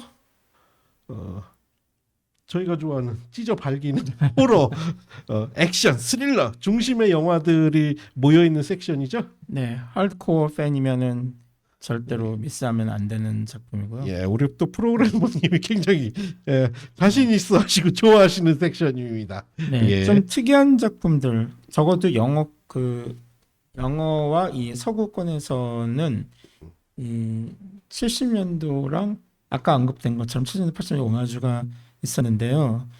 그 만약에 80년도, 70년도, 80년도 에로틱 스릴러를 좋아하셨던 분이면 좋아합니다. 네, 예. 죽음의 호수라는 죽음의 호수. 본 레이크라는 작품을 꼭 예. 보았어요. 이것도 역시 여성 감독 이 메르세데스 브레스 네. 몰간이 하신 작품이지만 아주 굉장히 충실히 그 바디 더블 같은 느낌을 끌어올 수 있는 보여리즘은 아니에요. 예. 보여리즘은 아닌데 그래도 이 중년 커플이 겪게 되는 황당한 생활, 이 에어비앤비의 위험성이라도 볼 수가 있을까요? 그거를 볼 수 있는 좀 작품이기도 하고요. 또 여성 감독이라서 다행이네요. 네. 요즘은 이런 영화 보는 것만으로도 막 너무 막 부담돼. 근데 다행이네요. 예. 또 그리고 그 이 70년도 하면은 나왔던 게 결국은 크리처 피처들이 많잖아요. 그렇죠. 예. 조스가 되건 피레나가 되건 올해 저희가 트는 작품 하나가 Dangerous Animals라고 호주 영화죠. 네, 그 제작은 미국인데 예, 션 버니 호주 감독이고 예. 전작으로 그 올해 칸네 midnight 섹션이었나 아니면은 저기 감독주가 감독주간 네. 로 어떤 작품이고요. 그다음에 요거를 저희가 지난주에 그 극장에서 개봉한 영화가 없어서 저희 방송 아이템이 없어서 2025년 하반기 기대작 헐리우드 기대작들을 저희가 쫙 한번 소개를 하는 방송 시간이 있었는데 그때 마지막에 소개한 영화가 이 영화였거든요. 근데 또 마침 우리 프로그래머님이 또 딱 이 프로그램 넣어 놓으셨더라고요. 중요한 거는 이 크리처 피처뿐만이 아니라 여기다 사이코 킬러를 그 포뮬을 아주 합쳐줬어요. 그래가지고 뭐랄까 두 양쪽의 팬들의 이거 thirst라고 해야 될까? 이걸 충분히 그거 할 수 있는 캔치할 수 있는 그러고 오마주가 뚜렷하지만은 새로운 관객들한테 충분히 인정을 받을 작품이라고 생각합니다. 그러니까 이쪽으로 도망가려고 그랬더니 연쇄살인마 있고 이쪽으로 도망가려고 그러니까 크리처가 있고 진퇴양난 설정 데인저러스 애니멀스 이건 뭐 저희가 이미 소개해드려서 많은 분들이 꼭 보실 것 같습니다. 그리고 이 섹션 워낙 그 저희의 그 호러라면 들어갈 수밖에 없기 때문에 뭐 테러라이즈 테리파이어 3 그 언제나 가져오는 거고. 아니 근데 테리파이어 정도면 이제 매드맥스 들어가도 되는 거 아니에요? 그러니까 재밌는 거가 이 데미안 리온 감독이 이 2를 만들고 나서 대기업한테 제안을 받았었어요. 네, 맞아요. 저도 얘기 들었어요. 네, 근데 그건 자기가 그걸 하고 만든 건데, 처참하게 더 보기 힘들고 피트가 터지는 작품입니다. 그래서 근데 이제 첫 번째 호러하운드들한테는 첫 번째 7, 8부는 아마 최고일 거예요.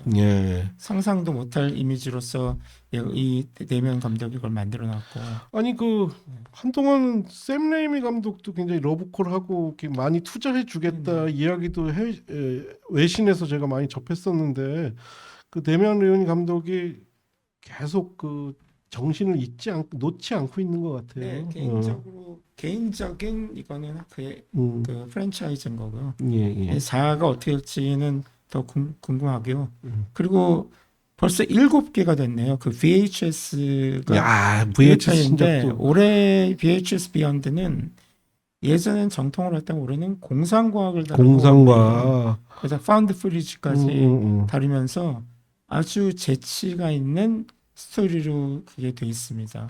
아이, 구성되어 있습니다. VHS 정도도 이제는 매드맥스 넣어줘도 되지 않아요? 7번째 작품인데. 문제는 VHS는 한 감독이 아니라는. 그러니까 그래서 그게 안타깝네. 그 감독이 계속 바뀌니까. 뭐 VHS는 근데 뭐 잘 아시겠지만 이제는 이제 이쪽에서 뭔가 좀 끼가 보이는데 싶으면 참여하거나 네. 여기 출신 감독들은 또 믿고 봐도 되는 그 정도 프랜차이즈가 돼버렸죠. 뭐. 예. 야, 벌써 VHS가 7편? 와, 대단하네요. 또 뭐가 있을까요? 뭐 우리 뭐 또 아시아권 영화도 좀 네. 소개해 주시죠. 뭐 늘 이제 아드레날린 라이드 섹션에서는 뭐 일본 영화는 이제 장르 저희 이 섹션 장르에만 일본 영화는 늘 인기가 있었고요. 특히나 올해 같은 경우는 이제 한국 영화를 4편 정도 여기에 아, 네, 그래요? 선정을 했습니다. 전부 다 이제 저희 호러 장르가 호러와 액션이 돋보이는 작품들로 선정을 했고요. 이 귀신 부르는 앱 제로라는 작품은 이제 뭐 제목에서 보였듯이 단순합니다. 이게 귀신 부르는 앱을 만들어서 여기에 이걸로 벌어지는 이제 갖가지 이제 호러적인 상황들을 여러 가지 에피소드로 모은 옴니버스 영화인데 예. 여기 참여한 감독님들이 단편에서 좀 그렇네요. 유명한 예. 감독님들이 많이 계셔서 뭔가 이제 옴니버스를 좋아하고 어떻게 보면 한국형 VHS 뭐 전혀 이 컨셉은 다르지만 그렇게 생각해 주시면 될 것 같고요. 예. 그리고 저 또 하나 추천드리고 싶은 거는 마르코란 작품입니다. 마르코. 인도 영화인데요. 예. 이거는 뭐 아시는 분은 아시겠지만 이제 인도에서 개봉했을 때 엄청난 반향을 일으킨 그래요. 오. 이게 뭐 상당히 이 폭력의 수위가 너무 높아서 이게 진짜 뭐 육체적인 폭력이 아니라 정신적으로도 조금씩 폭력이 올 정도로 그렇군요. 이게 조금 이슈가 됐던 작품이고요. 오, 그렇네요. 생각해 보니까 네. 이 영화 혹시 좀 미리 말씀드리자면 마샬라 영화 아니죠? 네, 그런 건 아닙니다. 어. 네. 그러니까 인도가 정말 다양한 영화들, 뭐 심지어는 막 뭐 슈퍼히어로 영화까지 많고 거기에 뭐 마샬라 영화 막 결합돼 있기도 한데 물론 좀비 영화는 제가 부천 영화제에서 몇 번 봤는데 그거는 또 다른 결의 인도 네. 영화네요. 그렇죠. 폭력을 메인으로 둔 이제 복수극 이야기인데요. 오, 그렇네요. 사실 그렇다고 해서 이제 너무 폭력의 자극에만 집착한 영화는 아니에요. 아무리 뭐 조금 이제 수위가 아무리 높다고 해서 거기에만 집착한 영화는 아니고 이 감독님이 확실하게 전달하고픈 메시지가 따로 있고요. 그러다 보니까 사실 예전같이 이제 좀 지금은 사라졌지만 금지구역이 만약에 그러게요. 있었다면 예. 이 마르코 작품은 금지구역으로 갈 작품이기 때문에 그런 금지구역에 대한 조금 그리움과 이런 거를 갖고 계신 분들이라면 마르코 추천드리도록 하겠습니다. 금지구역과 미드나잇 스크리닝에서 네. 상영될 만한 영화군요. 네. 오. 타미르 지역의 이 범죄 영화들이 음. 지금 전체적으로 볼 때도 인도에서 더 맞아요. 이상 발리우드가 예. 아니라 네, 그쪽 영화를 그 선호하는 스타일이기 때문에 네, 아주 은근히 그쪽 영화인들도 한국 같이 하고 싶어하고 그러게. 네, 박찬욱 열렬한 팬들이에요. 그러니까 이게 우리 부천 영화제 팬들이라면 그 오해를 떨쳐버린 지 오래됐는데 대중 영화 팬들은 너무 그 볼리우드 영화로 그 대변되는 그 흥겹고 항상 어떤 장르든 퉁가 노래가 들어가고 이 영화에 대한 오해가 있는데 전혀 그렇지 않습니다. 저 인도 영화는 정말 다양하고 특히 이제 최근에는 사회적 목소리를 내는 네. 영화들도 굉장히 많이 나오고 있고 네. 장르 영화도 이렇게 많이 만들어지고 있네요. 그렇습니다. 이거 이 작품도 꼭 보셔야 될 아주 독특한 인도 영화인 것 같습니다. 그리고 제가 이거 워낙 스틸 사진은 이거 일부러 이렇게 골랐겠지 뭐 자극적인 사진 이거 제가 좀 궁금해서 매드 마스크 또 저희가 좋아하는 건 이런 거 아니겠습니까? 매드 마스크는 어떤 영화인가요? 이 매드 마스크라는 작품은 이제 뭐 스틸 보시면 아실 거고 저도 이제 프로그램 노트에도 썼지만 사실 이 영화를 뭔가 이제 나는 스토리가 중요해. 뭔가 이제 개연성이 중요해. 이러면 이 영화는 추천드리고 싶지 않습니다. 진짜 말 예. 맞다나 이제 그 매드 음. 광기가 진짜 이제 영화 시작부터 끝까지 진짜 의시의 흐름대로 만들어졌고요. 어느 순간 이걸 계속 보고 있으면 저희도 빠져들게 됩니다. 근데 이 작품이 예. 신선한 거는 예. 제가 한 2019년으로 기억하는데요.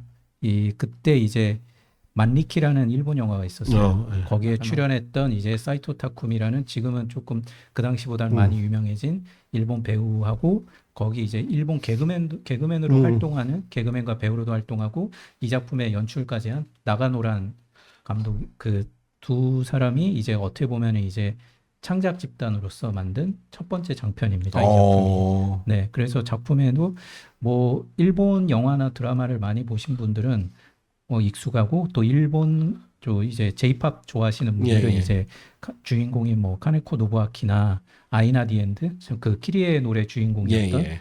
그 사람 그런 배우들도 이제 이 작품에 출연해서 진짜 어떻게 이런 연기를 하지 할까 싶을 정도로 어떻게 보면 이거는 색다른 영화제에서만 볼 수 있는 그런 류의 영화라고 할 수 있을 것 같습니다. 그러니까 사실은 최근에 보면 일본 영화도 뭐 우리 한창 좋아했던 V 시네마 이런 것도 최근에 이게 소개가 안 돼서 그런 건지 근데 아직까지 전통이 있잖아요.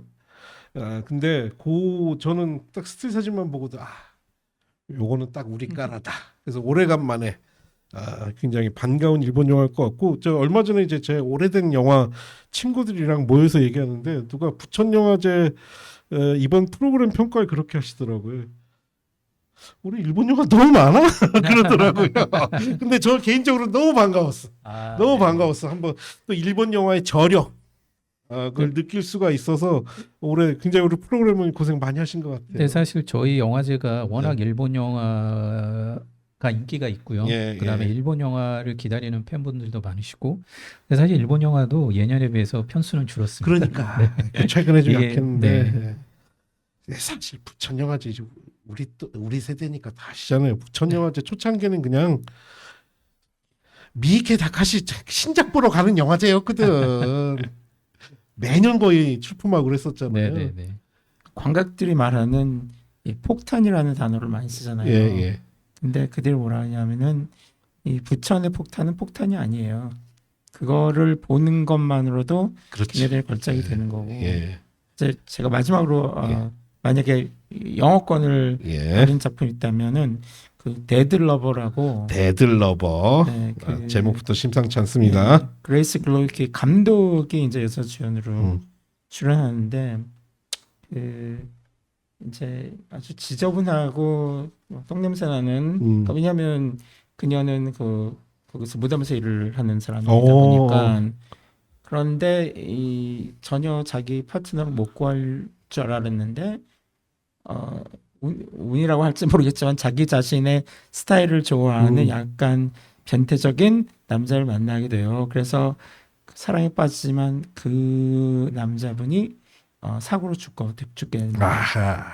그래서 이 여성분이 다시 그분을 살리기 위해서 코테이션이 중요해요.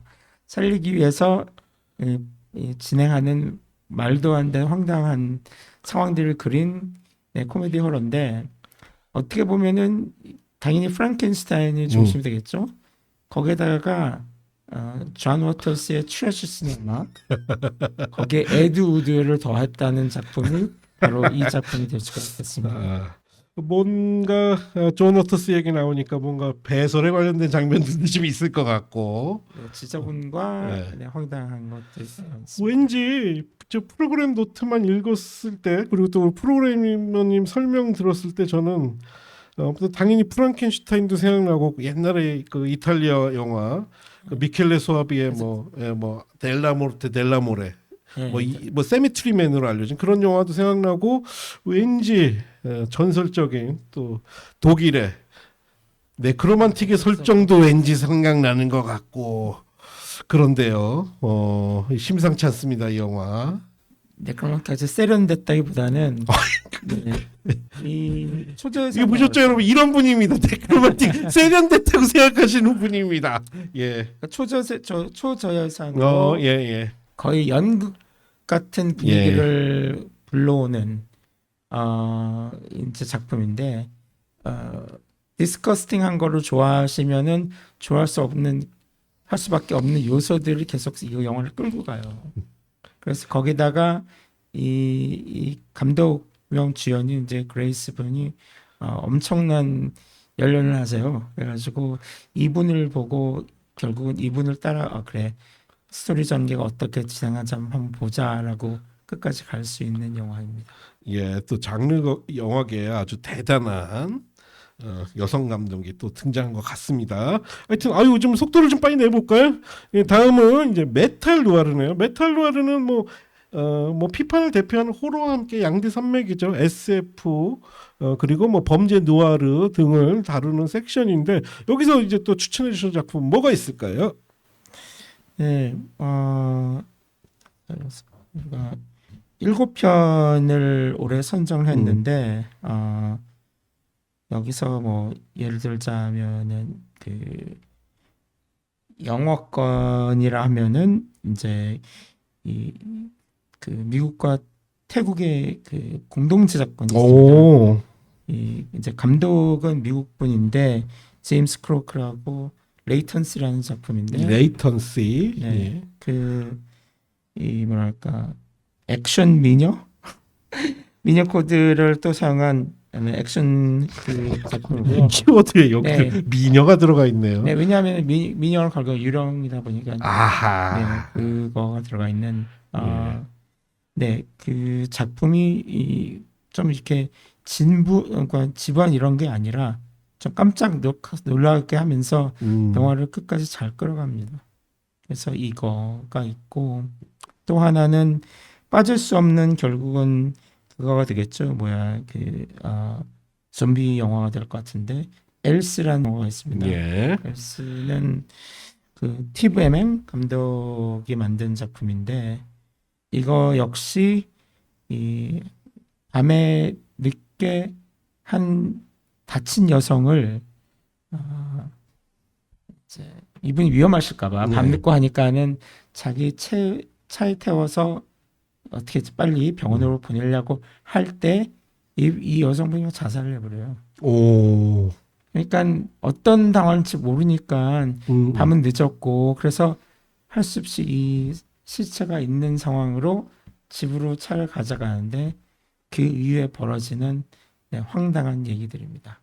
좀비 코드가 확실한 아주 재미있는 작품입니다. 그렇네요. 이게 보니까 근데 메탈 누아르 섹션에 들어가 있는 걸로 봐서는 단순히 뭐 좀비 영화가 아니라 플러스 무언가가 더 있을 것 같은 그런 생각이 들고요.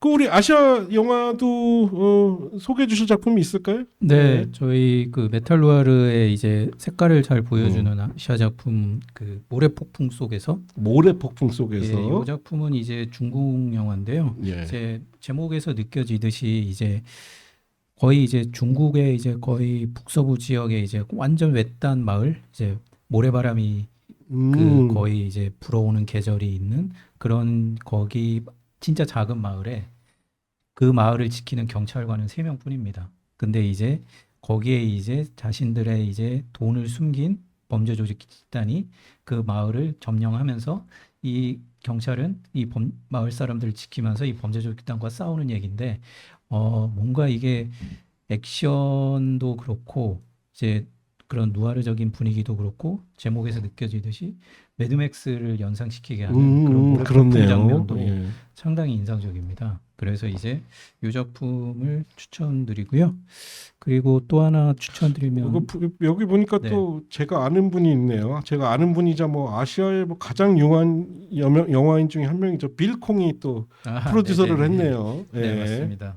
그렇기도 하고 다른 작품은 이제 생도라는 작품이에요. 생도. 작년에 이제 저희 영화제 황야의 늑대라는 작품으로 MIFF 아시아 영화상을 수상했던 아딜 칸 감독님의 신작이고요. 이 작품은 사실 세계 영화 베를린이라든지 도쿄 영화제라든지 여러 영화제에서 이미 이 작품으로 많은 이슈를 받았었고 뭐 이분이 카자흐스탄 감독님이시니까 이제 구소련의 이제 그 생도들이 다니는 이제 군대 같은 학교 예. 그런 생도들을 키워내는 학교에서 벌어지는 이제 되게 SF적이면서도 오. 되게 뭐라고 해야 되죠? 그 조금 음울하고 예. 그런 분위기가 영화 시작부터 끝까지가 유지되는 게 매력적입니다. 예, 아주 또 독특한 카자흐스탄 네. 영화까지 그렇게 소개를 좀 해주셨고요. 그 다음이 저는 뭐 이게 부천 영화제에서 이렇게 제가 이렇게 선호한 프로그램 섹션은 아닌데 네. 어쨌든 또 영화제라고 맨날 피 나오는 영화만 볼 수는 없잖아요. 그렇죠. 뭐 코미디, 판타지, 네, 드라마처럼 좀 더 부담 없이 네. 우리 심지어 가족도 같이 볼 수 그렇죠. 있는 메리고라운드 섹션도 있습니다. 이 메리고라운드에서는 또 어떤 영화들 소개해 주실까요? 그 이 피를 튀기는 거 이런 거를 튀는 거 이런 못 본다 하더라도 예. 이 아주 특이한 컬트 애니메이션이 하나 있어요. 오, 컬트 애니메이션이요. 네, 그 제목부터가 레즈 우주 공주입니다. 아, 네. 심상치 않습니다. 네, 그 미래 사회에 음. 네, 그 레즈 공주가 자기의 연인이 빠져 있는 상황을 어떻게든 자기가 그 여성분을 구해내겠다 하고 벌이는 이제 여정을 그린 코미디 영화인데 코미디 어드벤처 영화가 되겠네요. 근데 그 애니메이션이 너무나 그 2D가 너무나 황당해요. 그래서 그걸 볼 때 저절로 웃음이 나올 수밖에 없고 그다음에 상황에 그 이제 캐릭터들이 가지고 있는 아주 유니크한 그런 것들을 볼 때 아 이거는 한 번 보고 끝나지 않은 이거는 지속적으로 그 어텐션을 생길 수 있는 하나의 애니메이션이라고 해서 저희가 선정된 작품입니다. 예, 뭐 제목부터 심상치 않고, 그리고 이제 너무 이제 뭐 PC를 두고 이제 양 진영이 싸우고 있는데 그냥 놔뒀으면 좋겠어. 그거 그냥 지지하는 사람은 지지하고 살고 반대하는 사람들은 반대하고 살면 되는 거지 뭐 그냥. 예. 그리고 하나 더는 당연히 이 소재는 이거가 아니라 어드레날라이드가 되겠죠. 그 예. 텍사스 전기톱 학살이 다루는 다큐멘터리가 있습니다. 전기톱 학살의 사슬이라고. 예. 저희의 단골인 알렉산더 필립의 신작이면서 이 영화 때문에 그 하나의 그 뭐라 그럴까 좀 자신의 영화 세상이 그 변경이 된 분 5분, 꼭 감독뿐만이 아니라 배우서부터 감독, 시나리오, 심지어는 소설가는 심지어는 또 스티븐 킹이에요. 아 정말요? 네. 그분들이 이 영화가 어떻게 자기들의 스타일을 하는데 구축하는데 도움을 줬고 어떻게 바꿨나 이런 걸 다루는 작품이고 알렉산더 필립이 언제든 해가든 자신의 연출을 자연스럽게 이 탤런트들이 진행을 함께 가면서 피드백을 받을 수 있게 하는 다큐멘터리고요. 작년 베니스에서 최우수 다큐멘터리상을 받았습니다. 최근에 뭐 다큐멘터리 큰 흐름 중에 하나가 과거 문화유산들을 재조명하거나 알려지지 않은 사실들을 이렇게 끄집어내는 이런 다큐멘터리가 뭐 전반적으로 흐름에 있고 뭐 넷플릭스도 그런 다큐멘터리 굉장히 많은데 부천 영화제도 이런 작품들을 종종 소개했었죠. 뭐 그 샤이닝을 분석하는 사람들의 이야기를 따라가는 룸 뭐였죠? 그런 다큐도 있었고. 예. 그러니까 거의 그거와 이제 알렉산더 필립 혼자서 다 한 것 같아요. 그러게. 예. 그분이 한 작품이 지금 14편인데 14편 중에 12편이 이제 요소를 다루는 작품이고 심지어는 지금 작업하고 있는 건 또 킴 노백에 대한 작품이에요. 아. 그러니까는 그 킴 노백 하면은 그 할리우드에선 비무비랑 또 60년도 때는 뭐 힐치각과 작업을 하면서 그렇죠. 생긴 상황들 네. 그걸 많이 다루게 될 것 같아서 그 뭐랄까 영화에 대한 다큐멘터리를 좋아하시는 분 근데 이번 거는 제 생각에는 알렉산더의 최고의 걸작입니다. 예, 그리고 우리 메리고 라운드에서도 역시 네네. 아시아 영화, 일본 영화도 강세고 아시아 영화들이 네. 많이 있습니다. 어떤 영화 추천해 주실까요? 네, 뭐 일본 영화 중에서는 저희 제목 발음하기도 좀 쉽지 않지만 예. 베뱀 뱀파이어라고 이게 뭐 유명한 이제 만화가 있고 이제 넷플릭스에도 애니메이션이 있어요. 근데 이제 이게 실사로 나왔는데 뭐 대부분 이제 선입견이 일본 만화 원작 실사 영화는 많이 실망스러울 거다 그런 선입관들이 계신데 요거는 이제 되게 재밌게 잘 만들었습니다. 뭐 코미디하고 뮤지컬하고 이런 것들이 적절히 섞여 있고 컨셉 자체가 BL인데 보이즈 러브가 아니라 블러디 러브거든요. 그렇군요. 네, 그래서 제목에서 알 수 있듯이 그리고 요 작품의 주인공이 요시자와 류라고 최근에 이제 칸네 영화제 초청도 받았고 이제 얼마 전에 일본에서 개봉해서 좀 흥행하고 있는 이상일 감독의 국보라는 영화의 주인공인데 거기서 엄청난 호연을 보여줬는데 여기는 정반대 캐릭터로 뱀파이어 캐릭터로서 진짜 코믹 연기까지 아주 잘 보여주고 있어요. 키워드에 미남 들어가 있어요. 네. 미남. 아니 저는 처음에 이거 타이틀 보고 이거 뭐야 타이틀 뭐야 이래 뭔 몬스터 이거 또 그냥 붙여내서 이렇게 한 거야 한 줄 알았는데 알고 봤더니 원제가 그렇더라고요. 네, 원제도 그렇고요. 예. 이거는 뭐 사실 저희 영화제 개막 주인 다음 주에 이제 일본에서 개봉하는 그래요. 아주 따끈따끈한 작품이어서 이거 좋네요. 기대하셔도 좋을 것 같습니다. 네, 그리고 다른 작품은 이제 라스트 댄스 안식의 의식이라고 이거는 홍콩 작품이에요.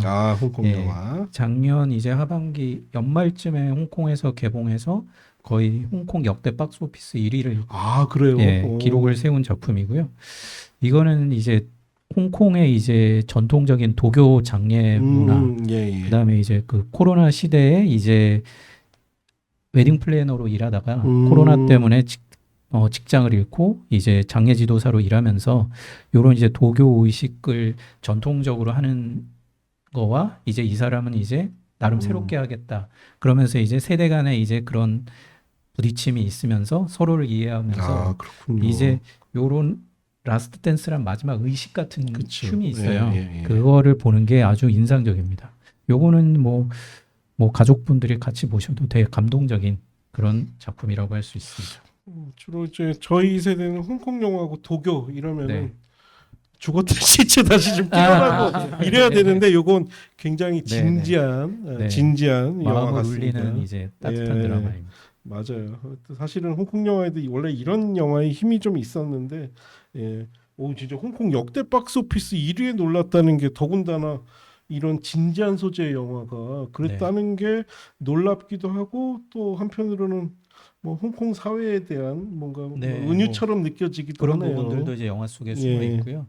뭔가 사실 뭐 홍콩만의 이야기가 아니라 이런 것들은 이제 저희가 봐도 충분히 느낄 수 있는 그런 부분이라고 생각합니다.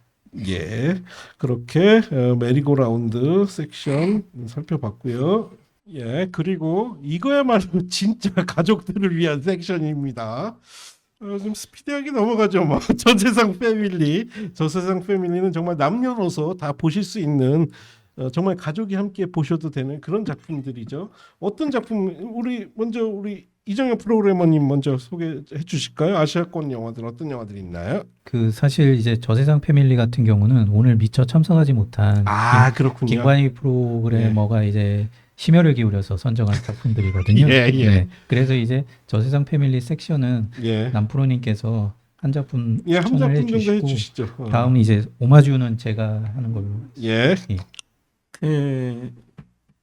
우선 그 안트 팀슨이라는 감독이며 제작자가 있습니다. 이분은 뭐 워낙 유명하고 저희한테 Come to Daddy라는 영화도 가져왔었고 맞습니다. 근데 이분이 원래 장르 영화 쪽에 하시는 분이잖아요. 근데 여기 완전 특이하게 이 부녀의 로드 무비 그들의 이 관계를 다시 쌓으려고 하는 이 아버지가 또 일라이자 우드예요. 근데 일라이자 우드의 이미지가 완전히 틀린, 네, 완전 뭐랄까, 네, 그런 좀 히피 같은 그걸로 하면서 다루는 작품이 이제 밀드레드의 환상 여정이라는 작품이고요.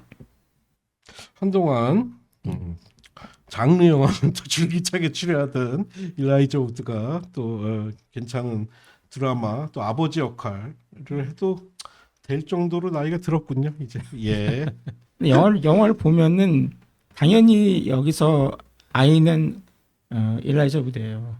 자기 딸이 티네이저 딸이 훨씬 더 정신이 높은 그렇죠. 건데 예. 이걸 지나가면서 이제 느끼는 거가 뭐냐면은 그 특히 한국으로 자체 미국 같은 경우는 이 부모가 한국도 이제 좀 그런 상황이 있는 것 같습니다만 이 뭐랄까 이 디볼스라고 해야 되나 예, 예. 이거가 굉장히 율이 높아요. 근데 그 이유가 그 영어 단어로 irreconcilable difference라고 그 더 이상 어떻게 처리할 수 없는 이 차이점이라는 게 이들이 그 이혼을 하는 이유예요. 예. 네. 이 영화가 어떻게 보면은 그거에 빠져버린 이 소녀가 적어도 같이 모이지는 못한다 하더라도 지금까지 자기가 그 겪지 못했던 아버지와의 예. 관계를 다시 리스토어한다는 이런 사정 그 세팅을 하고 보는 건데 제 생각에는 특히 모녀 부녀 이런 상황에서 충분히 감동을 끌어올 수 있는 작품이다. 저도 제가 작년 판타스 영화제에서 봤을 때 이거 갖고 사실 눈물이 났어요. 이 일라이자 우드가 진짜 역할을 엄청나게 합니다. 그래서 그 전에 생각했던 뭐 이런 황당무계한 이런 거가 아니라 자기 자신을 다시 리플렉스하고 좀 뭐랄까 이 아버지 역할이 뭔가라는 것도 자기가 이제 좀 다시 찾으려고 하는 그런 노력을 보면서 이 둘의 다이내믹이 아주 훌륭하게 그 이제 세팅이 되면서 진행이 되는 작품이라 이거를 꼭 추천하고 싶습니다. 예, 그러면 이제 다음 작품은 또 이제 걸작의 복원판들이나 디지털 리마스터링을 통해서 우리가 정말 접하기 힘든 혹은 아주 좋은 화질로 볼 수 있는 작품들을 모아놓은 스트레인지 오마주입니다. 여기는 우리 이 프로그래머님이 아무래도 소개해주실 작품들이 있을 것 같아요. 네네. 그 저희가 한국 영상 자료원하고 공동으로 이번에 애니메이션 복원한 두 작품을 저희 영화제에서 선보이게 됐는데요. 그 1940년대 중국 애니메이션 철순공주하고 1960년도 한국 최초의 시네마스코프 애니메이션 손오공 이 두 작품을 복원해서 저희 이번에 공개를 합니다. 그 철순공주도 서유기 이야기죠? 네, 맞습니다. 두 편 다. 네, 두 편 다 제목에서 알 수 있듯이 서유기를 모티브로 해서 만들어진 애니메이션이고요. 그래서 이제 뭐 어찌됐든 서유기는 이제 동양권에서 고전으로 그렇죠. 모든 문화권에서 이제 알고 있는 사실 동양의 뭐 반지하 제왕급이지. 그러니까요. 그러다 보니까 이제 그거를 모티브로 해서 그 당시에 애니메이션이 만들어졌을 때 사회적 상황도 그 작품에 각 작품에 녹여져 있고 그래서 이제 이 두 작품을 저희가 상영을 하고 요 끝나고 이제 포럼도 진행합니다. 포럼을 진행하는데 이제 각 작품이 뭐 영화사적으로 어떤 의미가 있는지 그리고 한국에서 영상자료원에서 손오공을 어떤 식으로 복원했는지의 과정을 또 설명드리고 이제 철송공주는 이제 중국에서 이제 복원에 참여하신 감독님이 오셔서 마찬가지로 이제 복원 과정과 그런 여러 가지 다양한 에피소드들을 저희 이번 포럼에서 선보일 예정입니다. 예, 그리고 보니까 뭐 다큐가 있어서 그런지 이번에 4K로 리마스터링된 텍사스 전기톱 원전도 상영하고요. 아이고 우리 또 수창이 형님의 R 포인트도 이번에 복원이 됐나요? 네. 리마스터링된 건가요? 네, 맞습니다. 자료원에서 이번에 다시 작업을 해서 뭐 R 포인트가 워낙 한국에서 매니아들이 많은 영화니까 그리고 시간이 지날수록 계속 시간이 지나도 언급되는 영화니까 이번에 아마 좋은 화질로 한번 다시 한번 보시고 좀 못 보신 신세대 영화 관객들이라면 꼭 한번 보시면 좋을 것 같습니다. 그리고 엑스라지 섹션이 또 있더라고요. 여기 이제 단편들 섹션인 거죠? 네, 맞습니다. 저희가 이제 비경쟁 단편 예. 섹션이라고 보시면 될 것 같고요. 뭐 사실 단편은 뭐 장르적인 영화도 있고 좀 비장르적인 영화도 있고 그래도 이제 저희가 이제 어떻게 보면은 단편 영화제를 제외하고 저희 정도 규모의 영화제에서 단편을 많이 상영하는 거는 저희가 거의 유일하거든요. 맞아요. 네, 그래서 예. 이제 단편 영화 팬들은 엑스라지도 많이 챙겨보시고 그리고 예. 특히나 엑스라지 같은 경우는 이제 다양한 한국 게스트, 해외 게스트 분들도 많이 참석해 주시기 때문에 관객과의 대화도 기대하시면 좋을 것 같습니다. 지금 프로님 말씀하신 게 뭐 부산이나 전주 영화제 각성하라고 말씀하신 건 아니죠? 각성은 아니고 뭐 그냥 알아주시면 농담입니다. 아 근데 정말로 네. 정말로 사실 우리나라도 보면 이 독립 영화제들이 원래 핵심이 단편 영화제들이었어요. 그렇죠. 네. 근데 부천은 끝까지 단편에 대한 끈을 놓지 않고 있고 또 어떻게 보면 이 장르 영화들을 제대로 활용할 수 있는 게 단편이기도 하니까요. 예. 그 다음부터는 조금 이제 특별전 성격이 있는데 이제 매해 최근에 한국 영화인들을 한 명 선정해서 그분들의 필모를 한번 쭉 회고하는 코너가 있었는데 올해는 그 더 마스터의 주인공은 우리 또 병원이 형님이에요. 이 병헌리 배우가 이번에 선정이 됐습니다. 선정 이유가 뭔가요? 아예 뭐 저희 당연히 배우 예. 특별전은 저희 영화제 대표 특별전으로 그렇죠. 자리를 잡았고요. 사실 올해가 7번째고 맞습니다. 사실 어떻게 보면은 이병헌 배우는 그 전에라도 보셨어도 그렇죠. 크게 뭐 네.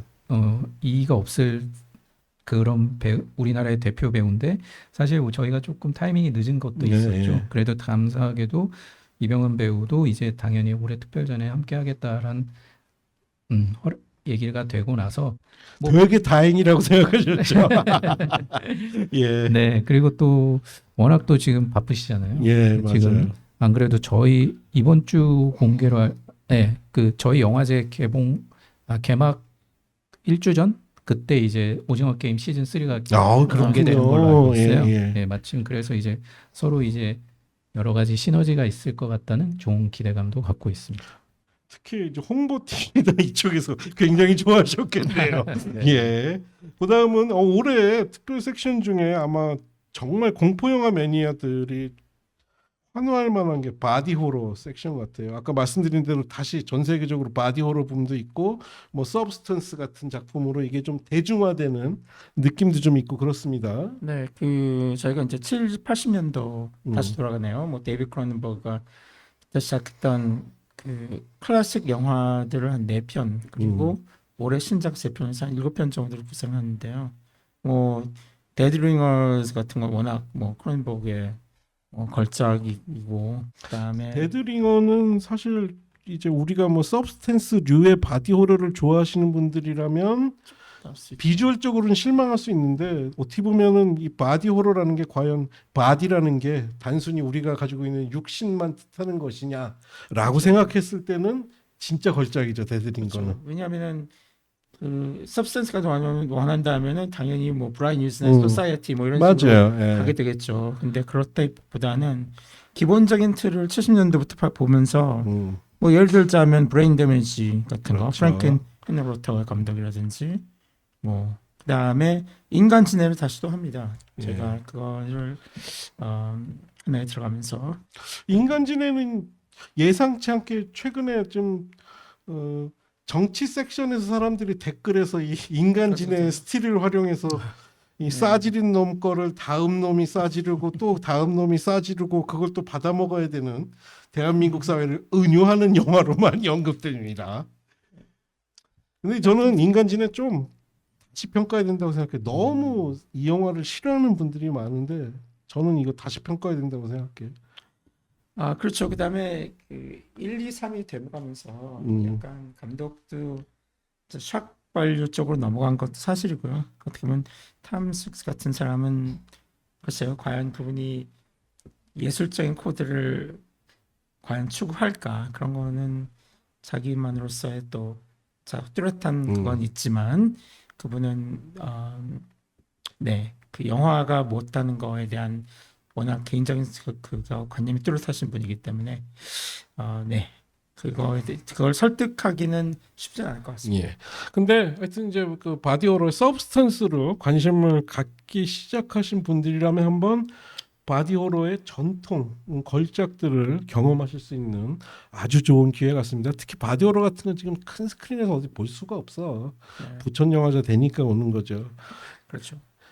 그리고 올해는 또 Be My Guest에서 외윤의 강, 외윤의 강 대단한 제작사, 제가 너무 좋아하는 우리 유승환 감독님의 회사 외윤의 강을 창립 20주년을 기념하는 네, 맞습니다. 섹션이 또 있어요. 네.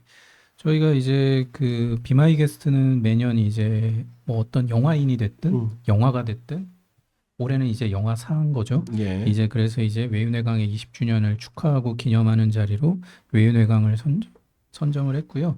뭐 더 잘 아시겠지만 수많은 이제 한국 영화사에 국지간 작품들도 많이 남겼고, 근데 이제 가장 대표적인 세 작품을 이제 외윤의 강의 이제 대표님과 감독님하고 말씀을 나눠서 이제 이 세 작품을 선정을 했고요. 저희 영화제에서만 접할 수 있는 다양한 이벤트도 준비하고 있으니까요. 뭐 영화를 이 작품은 워낙 유명해서 많이 보신 분들은 많겠지만 그래도 이제 여러 가지 의미를 생각해서 영화제에서도 다시 한번 즐겨주시는 것도 좋을 것 같습니다. 뭐 대표님이랑 감독님도 다 영화제 참여하셔서 네, 또 관객들이랑 좋은 이야기 많이 네, 나누시죠. 맞습니다. 예. 네네. 어쨌든 외윤의 강은 이제 그 유승환 감독님의 뭐 신나고 좋은 작품들 에서 벗어나서 지금은 제작사로서도 되게 저는 모범적인 네. 영화들을 되게 선도하고 계신다고 생각하거든요. 그리고 한동안은 좀 요 두 분이 한국 영화계에 굉장히 서운했던 것도 있으셨는데 정말 좋은 영화사 네. 또 좋은 커플 네. 영화인이라는 건 부정할 수 없을 것 같습니다. 네. 그리고 탕웨이의 남편분을 모셨네요. 농담이고요. 네. 지금은 네. 탕웨이의 남편으로 더 유명하지만 정말 좋은 네. 영화인 김태훈 감독님도 이번에 시선의 온도란 이름으로 특별히 또 섹션을 마련해 주셨어요. 네, 그 김태훈 감독님이 이번에 그 꼭두 이야기하고 예. 그 그녀의 전설이라는 두 작품을 그 두 작품을 모티브로 이제 그림책을 이제 다시 재구성해서 발간을 그러시구나. 하거든요. 예. 그거를 기념해서 이제 저희가 뭐 한번 특별전으로 묶어봤고요. 영화와 동시에 이제 그림책이 어떻게 만들어졌는지 작가분들과 감독님 모시고 그리고 배우분까지 모시고 하는 토크도 마련할 예정이고요. 그리고 그 자리에서 이제 작가 사인회도 진행할 예정입니다. 그렇구나. 네. 그리고 뭐 다른 작품들은 이제 김태훈 감독님의 쉽게 접하기 힘든 초기 단편들을 지금 저희 영화제에서도 함께 볼 수 있게 이렇게 셀렉을 구성했습니다. 김태훈 감독님이 정말로 섬세하시거든요. 네. 영화도 그렇고 실제 만나뵌 사람들이 다 그에게 너무 섬세하다. 심지어 제가 아는 뭐 유명한 영화 평론가는 남자분인데 나도 김태훈과 결혼하고 싶다고 할 정도로 아주 매력적인 분이다 보니까 네. 우리 팬들은 또 좋아하실 것 같고요. 네. 그리고 또 하나 이제 관심 있는 게 뭐 우리 국내에서 가장 인기 있는 장르 소설 대표적인 일본 장르 소설가라고 할 수 있죠. 히가시노 게이고의 특별전이 또 있네요. 네, 이 특별전은 사실 히가시노 게이고 작가님이 워낙 유명하고 그렇죠. 다 예. 책을 잘 안 읽어도 이름은 알 정도로 그럼요. 유명하신 저 한 편도 안 읽었어요. 예. 근데 이제 이분이 다양한 이제 캐릭터로 이제 시리즈물이 몇 개가 있는데 갈릴레오라는 이제 그렇죠. 천재 물리학자를 예. 주인공으로 한 시리즈 작품들이 있고 저희가 이번에 만든 특별전은 그거를 작품을 원작으로 한 극장판 작품 세 작품을 예. 이제 선정했습니다. 이 갈릴레오는 사실 드라마로 먼저 유명했는데 그렇죠. 그리고 가장 유명한 거는 뭐 용의자 X의 헌신, 용의자 X의 헌신. 한국에서도 리메이크 예. 됐고 뮤지컬로도 나오고 이 용의자 X의 헌신을 진짜 오랜만에 극장에서 볼 수 있는 기회와 그 다음 이제 한여름의 방정식이나 침묵의 퍼레이드 같은 공개는 됐지만 한국에서는 일본에선 공개됐지만 한국에선 공개되지 않은 신작들을 한 번에 만날 수 있는 그런 기회가 있고요. 관련해서 요 갈릴레오 시리즈와 관련된 이제 전문가분들의 토크도 준비하고 그래요. 있습니다. 그 저는 잘 몰라서 그런데 드라마도 그렇고 이거 후쿠야마 마사하루가 네. 다 갈릴레오 역할 계속 맞습니다. 맡았죠. 이제 예. 갈릴레오가 이제 유가와 교수라고 예. 이제 천재 물리학자로 나오는데 드라마 시리즈도 그렇고 이 작품 영화 극장판 세 작품도 다 이제 주인공으로 출연하고 있습니다. 예. 뭐 일본 중년 배우계 최고의 꽃미남. 예. 그래서 아마 이건 사실은 뭐 히가시노 게이고 팬도 그렇지만 갈릴레오 자체가 워낙 팬들이 많아서 네, 아마 이번에 또 큰 스크린으로 보실 수 있는 좋은 기회인 것 같고요. 그리고 또 전통적으로 우리 부천 영화제가 우리 또 지역 사회와 함께 할 수 있는 이런 얘기 하려니까 굉장히 딱살렸는데 여러 시도들을 많이 하셨는데 이번에도 판타시네라는 이름으로 부천시 곳곳에서 영화제를 즐길 수 있는 이벤트들을 마련하셨어요. 그러니까 결국 이제 무료 상영이고 예. 그냥 상영에서 끝나는 게 아니라 이제 감독과 배우들을 만날 수 있는 좋은 기회이기 때문에 그것을 꼭 여기 상동 어디로 온다는 것보다 자기네 뭐 도서관이든지 그렇죠. 아니면 네. 알센터든지 그런 데서 만날 수 있는 기회를 저희가 제공을 하고요. 뭐 한 18편의 작품을 오 많이 감사합니다. 하네요. 예. 그리고 당연히 소재는 가족들 중심으로 하는 거기 예, 때문에 뭐 랄라랜드도 틀고 봄날은 간다. 저는 진짜 봄날 간다를 제가 그 큰 스크린 본 적이 없어요. 그래서 기회가 생기면 저는 보고 싶은 생각도 들고 그것뿐만이 아니라 신작들 여러 개 저희가 소개할 예정입니다. 근데 또 은근슬쩍 중간중간 아메바 소녀들 이런 것도 끼어드셨는데요.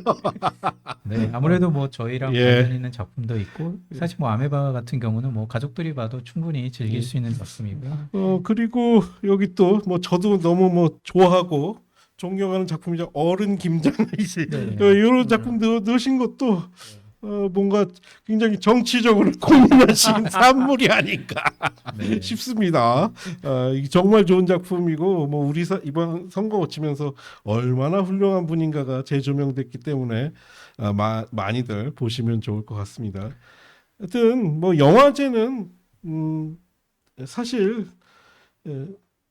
그 지역과 사실은 상생해야 되는 게 맞죠. 그리고 또 꼭 어디 특정 장소를 우리가 영화관에 가서 보는 것도 있지만 우리 삶에서 이런 다양한 영화들을 만난다는 거, 그 의미를 느끼게 하는 것도 영화제의 중요한 역할 같아요. 예. 그래서 판타시네 멀리 영화 보러 오시기 힘든 분들 무료 상영 그리고 뭐 이벤트도 많이 있죠. 네네. 영화만 상영하는 게 아니라. 그렇죠. 이 영화는 다 이제 감독이나 배우, 예. 관객과의 대화가 준비되어 있습니다. 예, 그래서 많이 참여하시면 좋을 것 같습니다. 그리고 하나 이제 예, 예. 말씀드릴 작품이 있는데요. 예, 저희 그 특별 상영이라고 예. 저희 시리즈를 상영을 합니다. 일본 시리즈인데요. 뭐죠?